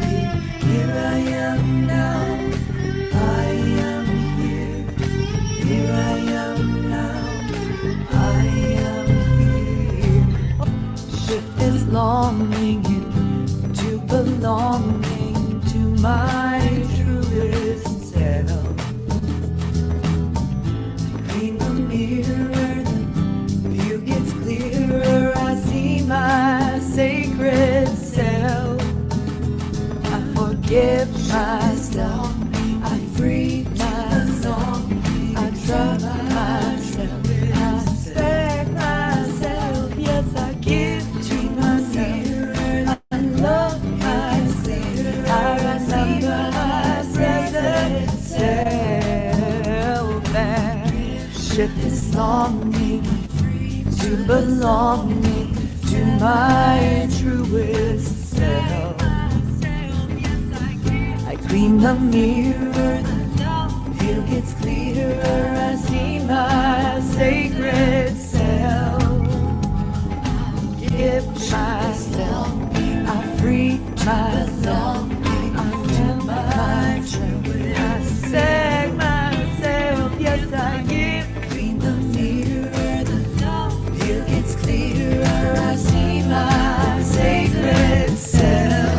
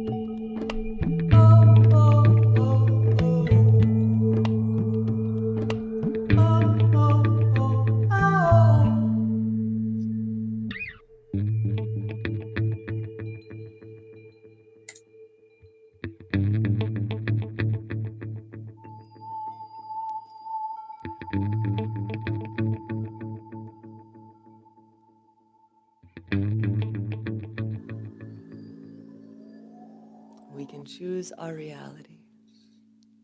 Thanks, Valerie. Groove into bliss. Bless you.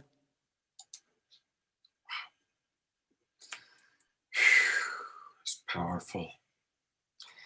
You know, as I was listening to it, I think what I'd love for us to do, and this is all spontaneous, is for those of us who are still here that want to participate, for us to tackle some of the topics, some of the conversation. We'll address maybe some questions that come in from the chat box. But I'd love to just open it up first to the four of us and anybody else that's, I see Leland, Debbie, Mystic, Mystic Abbott, Jerry, Annie, AJ, you're all still with us. So I'm going to remove the spotlights and just go to whoever wants to share about the message of that song, that we can choose our reality. And how do we do that? How do we do that in the face of challenge? So TJ, I'm going to kind of go to you first, but I also definitely want to create time for Valerie, Johanna, and anyone else who wants to share about that beautiful theme. Oh, absolutely. Thank you. It's so near and dear to my heart, and looking at how we can actually create our reality. And I have really been in an exploration over the past few years, really shifting the conversation. You know, we talk a lot about the law of attraction, that we attract, you know, our thoughts create reality, and we attract that.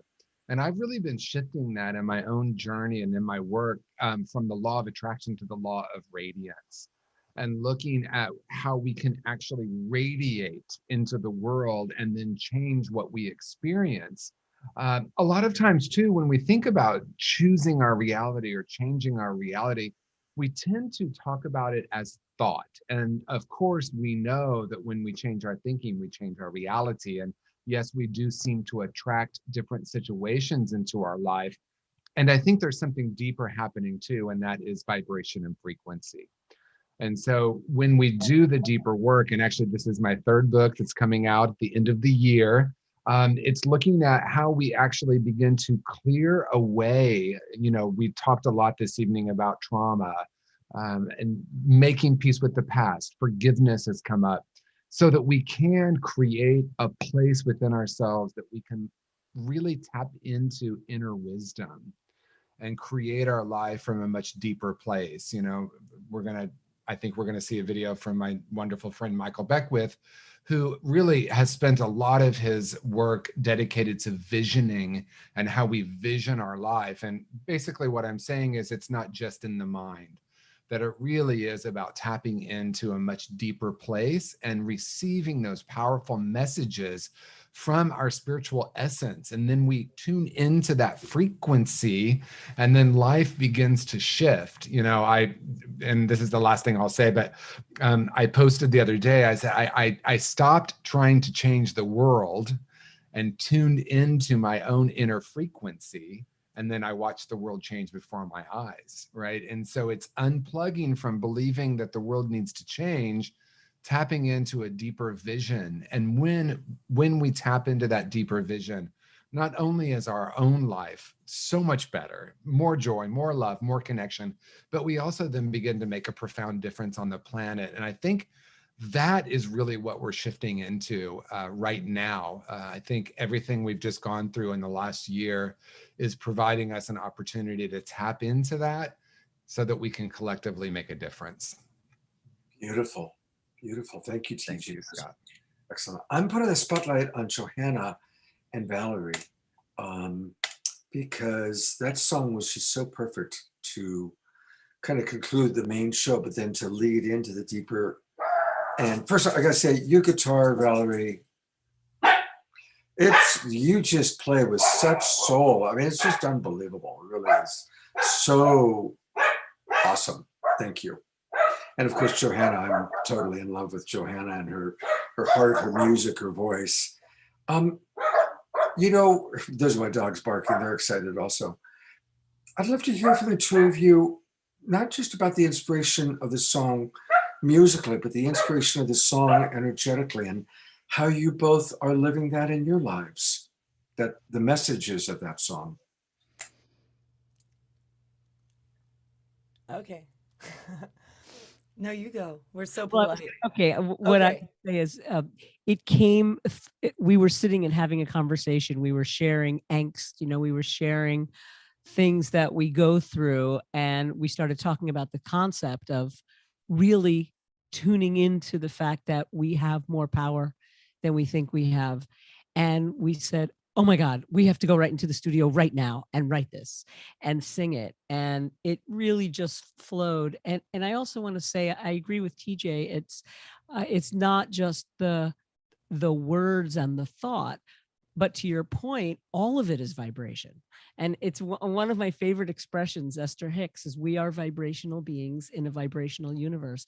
And so everything is that vibration, whether we're thinking it or saying it or singing it, but the other point you made is so true, is that whatever it is that we're feeling, that's what we're putting out in the world. And that's what we're adding to this collective.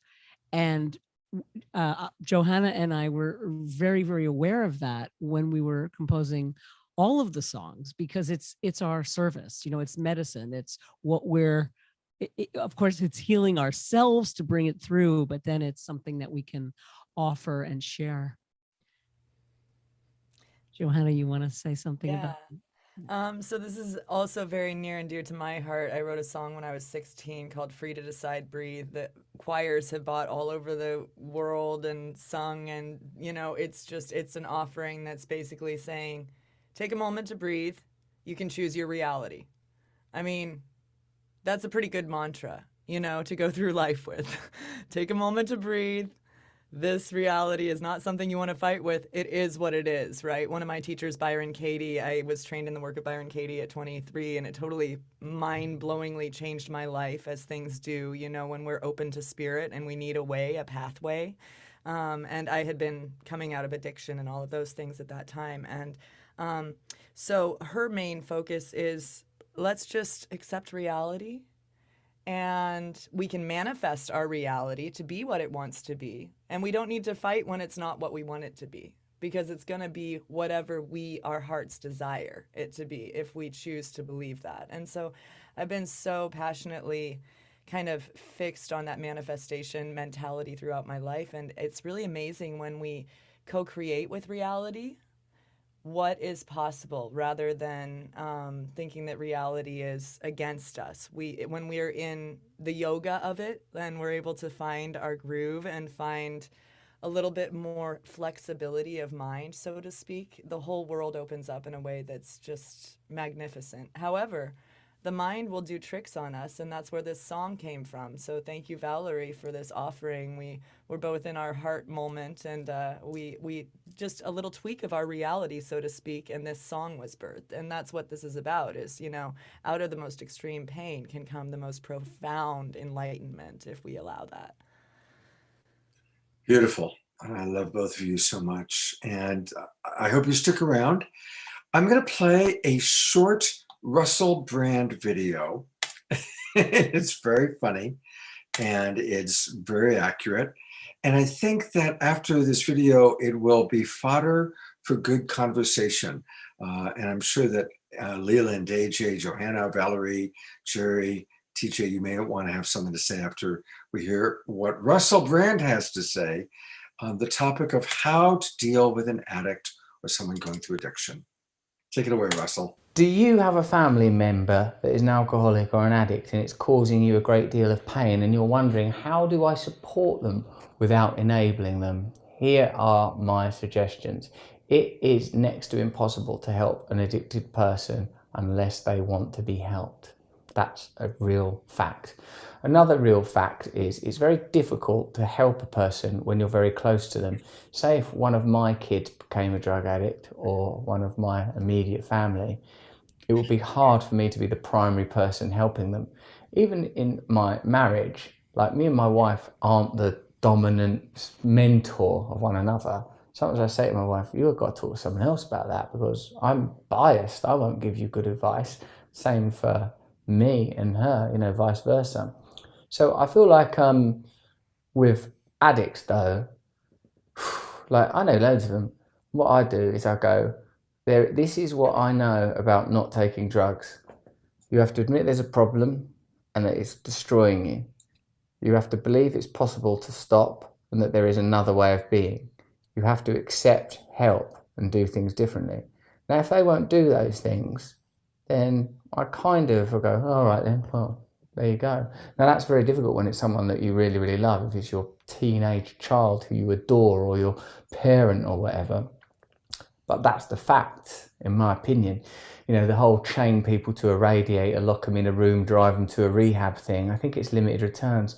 So for complete disclosure, I did have quite an interventionist beginning to my journey in recovery. People did go, you are going into rehab. The man that was my manager at the time was very influential, and the man that ran that rehab at the time, very influential. They really held some space, to use a therapeutic term for me there. But in the end, it's me who one day at a time did not use drugs because that was suggested. It's me who surrendered.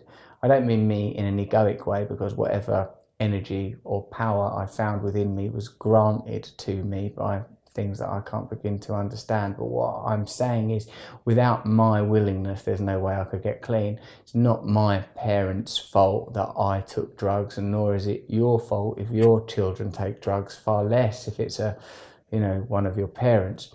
So what you say to them, this is one of my phrases: I will help you to change, but I will not help you to stay the same. If you want help staying the same, i.e. give me some money, no chance. If you want help changing, I will help you to change. But you have proven that you are not the right person to come up with those ideas, because look at the ideas you come up with. So we're going to be getting those ideas elsewhere.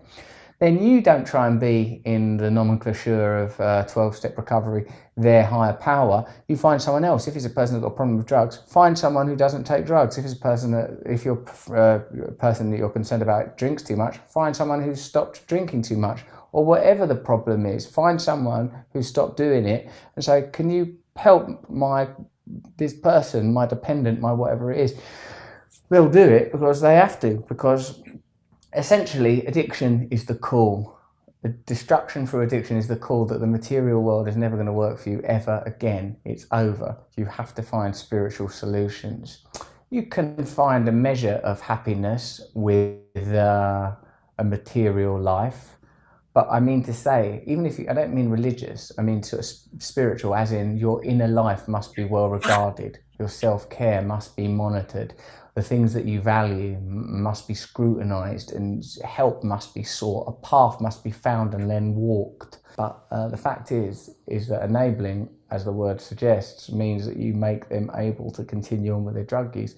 So sometimes the very definition of tough love is required. Like, listen, I can't communicate with you. You're not getting no more money out of me. No, you can't stay at this house unless you commit to change. I will help you to change, but I will not help you to stay the same.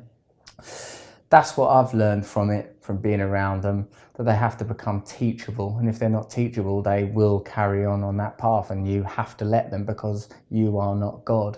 So, and that's a horrible thing to accept, not being God. I'm still struggling with it. But for now, I've got this wonderful Technicolor dream shawl, and that's, it's enough for Joseph, and it's enough for me. Hello, I'm doing these new videos more frequently now. Please hit the notification button at the end of this video, because then you'll get a little bell when I post a new video. And I'd like you to get a little bell when I post a video. Then I can, I don't know, be buzzing away in your pocket. Sounds like I'd be like a little pocket mosquito. Anyway, subscribe, click the bell, because I want more people to watch the YouTube videos. You specifically. You gotta love it. So I am removing the spotlight and just gonna open it up to whoever wants to share, because there's a lot of wisdom in that humor. Anybody want to? And if you just start speaking, and the camera will know to go to you. Anybody want to share an inspiration that came up for you based on what Brother Russell had to say?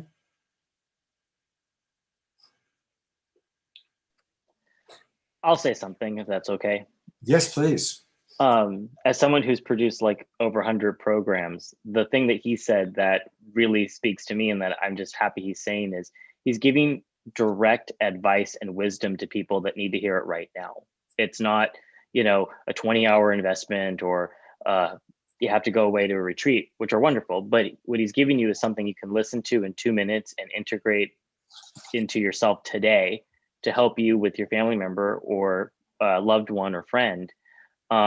Really simple, really practical. And that's something I really appreciate. And I'm glad he's doing that and focusing on that. Yeah, thank you, AJ. Thank you. I agree. It's very direct and very, very clear. He has that ability to really state hard truth in a way that is not very deniable. It's like, oh shit, that's the truth, isn't it? So, anyone else want to share? Maybe Johanna's puppy. Does Johanna's puppy have something to say? Yeah, she was sharing the whole time. So I caught a lot of it, but not all of it, because she had a lot to say because she had to go potty. However, I love that he was really driving it home that someone has to want to recover to make it happen. It has to come from within, and stoking that fire however we can through programs like this that we've been doing tonight, and through, learning from people like Russell. We're able to tune into that kind of higher place in ourselves, and find that willingness to recover from whatever it is. If it's shopping, if it's eating, if it's, pornography, all of these, this world is just full of addiction, and there's so much possibility. There's a 9-year-old that I've been working with her screen addiction. It's just the way it is. We get heroin at 7 years old, like in our hand. And so as a society, we really have to look to teachers like Russell and within ourselves to find that balance. And that's what yoga is all about, is yoking back to our internal compass, to our truth, right? And people like Leland and myself, find ourselves coaching people back to that inner truth all the time so that they can live their best lives and be without the addictions that we grasp at when we're feeling empty, because the society, if we're listening, is sucking it out of us, right? And yes, who would you have? And Coco's just really good because she doesn't really have many addictions except for cuddling. Yeah. Well, this is Mr. Brubles. And so I think when he saw Coco was up there, he had to jump up too. Yeah. Thank God for our family. I want to also acknowledge something you just said, Johanna, that's so important. Look, we all have addictive moments. We all have compulsions. For some people, it's, Haagen-Dazs vanilla ice cream at the end of the night. And for some people, it's something that may have much more significant consequences. Like Jesus said, let he without sin cast the first stone. Let he without some form of addiction or compulsion cast the first judgment. We all have them. And that pleasure center, that there's that famous line that every heroin addict is trying to recreate their first high.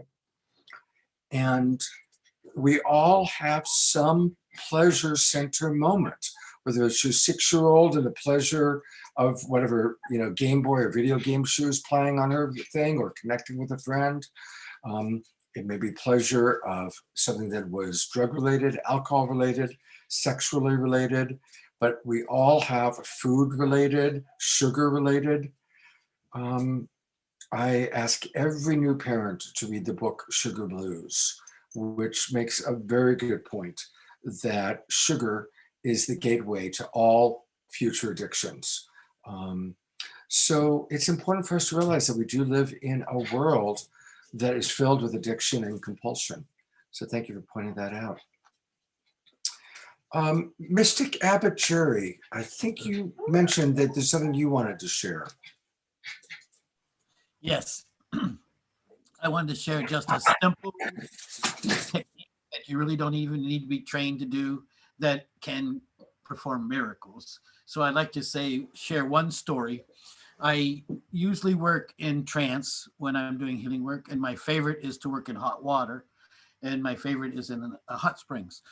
Well, this happened in Nevada about 30 years ago. I had a lady, a very small lady, in the tank, and she's in the beginning of the healing. When I started to approach her, she just started flailing and flailing, water flying everywhere, slashing her feet. And my team, they decided to hold her down. I said, no, let her go. She's just a little lady. She's not going to go very long like this. And of course, she lasted about 5 minutes, intensely fighting the water, fighting anything.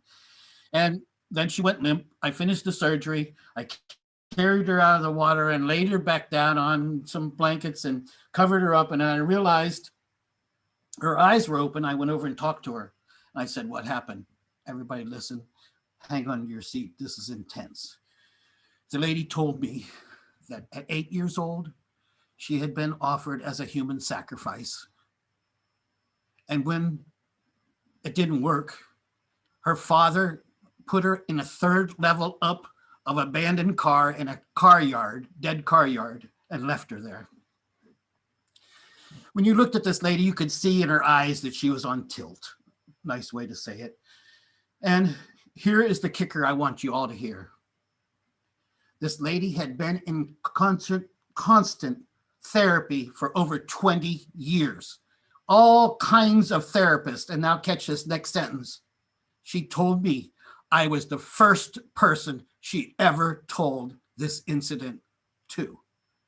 That means 20 years of therapists were doing nothing. They didn't know how to listen. You have to learn how to listen, not with the intent to reply or give advice or anything else, just to listen, to understand. And when you do that, it's miracle time for the person who's talking, especially if they've never uncovered the biggest secret and the darkest secret in their life. Thank you, Jerry. That's such an important thing. And as a coach, I'm always having to challenge myself, listen, because listen, if we're coaches, it's because we have a caregiving, caretaking nature. And so we want to make things better. And so there is such an impulse to want to make it better, to want to fix it, to offer the solution. And sometimes we have solutions. Sometimes we have the right fix it, but not until that connection has been made. And that's what I'm hearing in your story, Jerry. We have to, and that's, say again, Jerry? Acknowledging their story. Yes, absolutely. Acknowledging their story. So thank you. It's beautiful. Before we go to the Reverend Micheal video, is anybody else wanting to share anything? Any of our remaining friends, panelists, anything that anybody wants to share? Well, Scott, you know I can always share, and I just love. Well, first of all, I love Russell Brand. I love him, and I think he's incredible. And I look forward to connecting with him and working with him. I feel that coming. And what I want to say is what I loved that he referenced. He didn't go deeply into it, but it's the old model of intervention and why I believe and what he's saying is that doesn't work about it. And what he pointed to when he talked about being chained to something or being forced to go into treatment, the old model was you get a group of people together and you tell the person with the addiction all the ways you love them. And then you say, and if you don't stop drinking, I'm going to take that love away. Right. And that right there to me is exactly what doesn't work. Now, I want to go a little deeper into something that he said. And that is, I actually think that we can help someone even if they're not ready to get help. But I want to be clear about it. I'm not talking about what we have traditionally called it in a codependent way, like, oh, I'm going to try to control you, or I have the answer for you, or even though you don't want to get help, I can help you. But I want to talk about it spiritually, because there is physical, intellectual, emotional, and spiritual reality. And in the spiritual reality, we can actually help someone by the way we're viewing them. So if I'm looking at someone and beholding the deeper truth that is beyond their addiction or their strategy, it can actually have a profound impact. Totally agree with Russell. That doesn't mean I'm going to give you money or keep supporting the behavior, but holding the space for the essential self actually can make a huge difference in a person's life. There's a story of a village, I believe it's in Africa, where when someone does something that breaks the agreement of the community, they put the person in the center of the circle and all the village members stand around and praise the person and send love to the person and speak about all the ways they are whole and perfect and beautiful beings until the person has a shift. Now, that's the opposite of a lot of the traditional looking back, some of the traditional addiction models is, I can't do anything for you until you are ready to help yourself. And that's where we got the old paradigm of like, you have to hit bottom, you have to lose everything, you have to get to a place where you're really desperate. And so I like to ask things in questions. I, to the best of my ability, have given up one moment at a time thinking I have an answer. But I do have a lot of questions. And the question I have is what gets created, or what might get created if we were to take that village approach. I love you. I behold the truth in you. I see the wholeness in you, and watch the impact that has. Like, the reason I said it's nuanced is that doesn't mean, for example, I'm going to stay in a marriage where a person is drinking and abusing me, right? So we're not saying that, and I'm not going to pay someone's bills or all of that, but beholding the wholeness in them has a profound effect. I just wanted to add that. Beautiful. Thank you, TJ. I'm going to go to share screen because I want to thank Reverend Micheal. He did an hour-long interview with me, and I recognize that we're getting late, so I'm going to show a little bit of it. And then what I'll do is I'll schedule a time where maybe on one of my Sacred Sunday shows, I'll show the entire hour because it's quite powerful. But we do want to encourage people to participate in Reverend Micheal's Agape Virtual Spring Intensive. Your spring resolution, renewal, stabilization, and liberation. And this is what Reverend Micheal wrote and wanted me to read. As we enter the powerful season of spring, a season of rebirth and renewal, have your New Year's resolutions and intentions faded into the background? If so, then now is the perfect time to reinvest and reinvigorate your sacred vision for your life. Join me, Reverend Micheal, for Agape's Virtual Intensive, Spring Resolution, Renewal, Stabilization, and Liberation. It's going to be Saturday, May 29th, from 11 a.m. to 1:30 p.m. So that's next Saturday. And we really want to encourage all of you to participate in that. And thank you. And I'm going to bring up and play just a little bit. I thought what I would do is he closed the our time together. We did an hour together with a prayer, and I want to find it. So we're going to. Doesn't mean obligation. Need to find it. Just means learning how to deeply respond to the moment. We're here all. In a very liberating way. Total responsibility for the thought I'm thinking, for the emotion I'm having, even if it had its genesis. We're beyond every relationship we've ever had. But somewhere over there. Who am I going to become? Beautiful. Now, if I live with that question, the universe is going to answer that for me. If I'm sincere, and I will become a greater version of myself through the throes of a lockdown, the throes of all the stuff that's swirling and the fear and the media creating more and more fear. And I'm going to come out better if I ask the question, who can I become? You see, who can I become? And so if someone's in depression, that is a cauldron of transformation. Something is dying and something is being born. Ask, what is being born in me right now in the midst of this death? What is being resurrected in the midst of this crucifixion? What is rising in the midst of this phoenix dying? What's trying to happen? We ask that question. I'm telling you, an answer will come. Yes. An answer will come. Mm-hmm. What wants to happen right now? What's wanting to happen through me? Yeah. Yeah. Absolutely. So again, we hold everyone who's walking through these parts, these dark parts. Tremendous love and compassion. We're all connected. There's one of us here. We just hold everyone in prayer that they may come to know themselves the way they are known by life. And that we all grow with a deep and an abiding compassion for ourselves a deep and abiding compassion for each other. It doesn't mean we have to agree with each other. We just have to have compassion for each other. That means a willingness to alleviate suffering to the best of our ability. Mm. Yeah. Oh, thank you so much. Thank you for this time. I thought that ending with a Reverend Micheal prayer would be sweet. I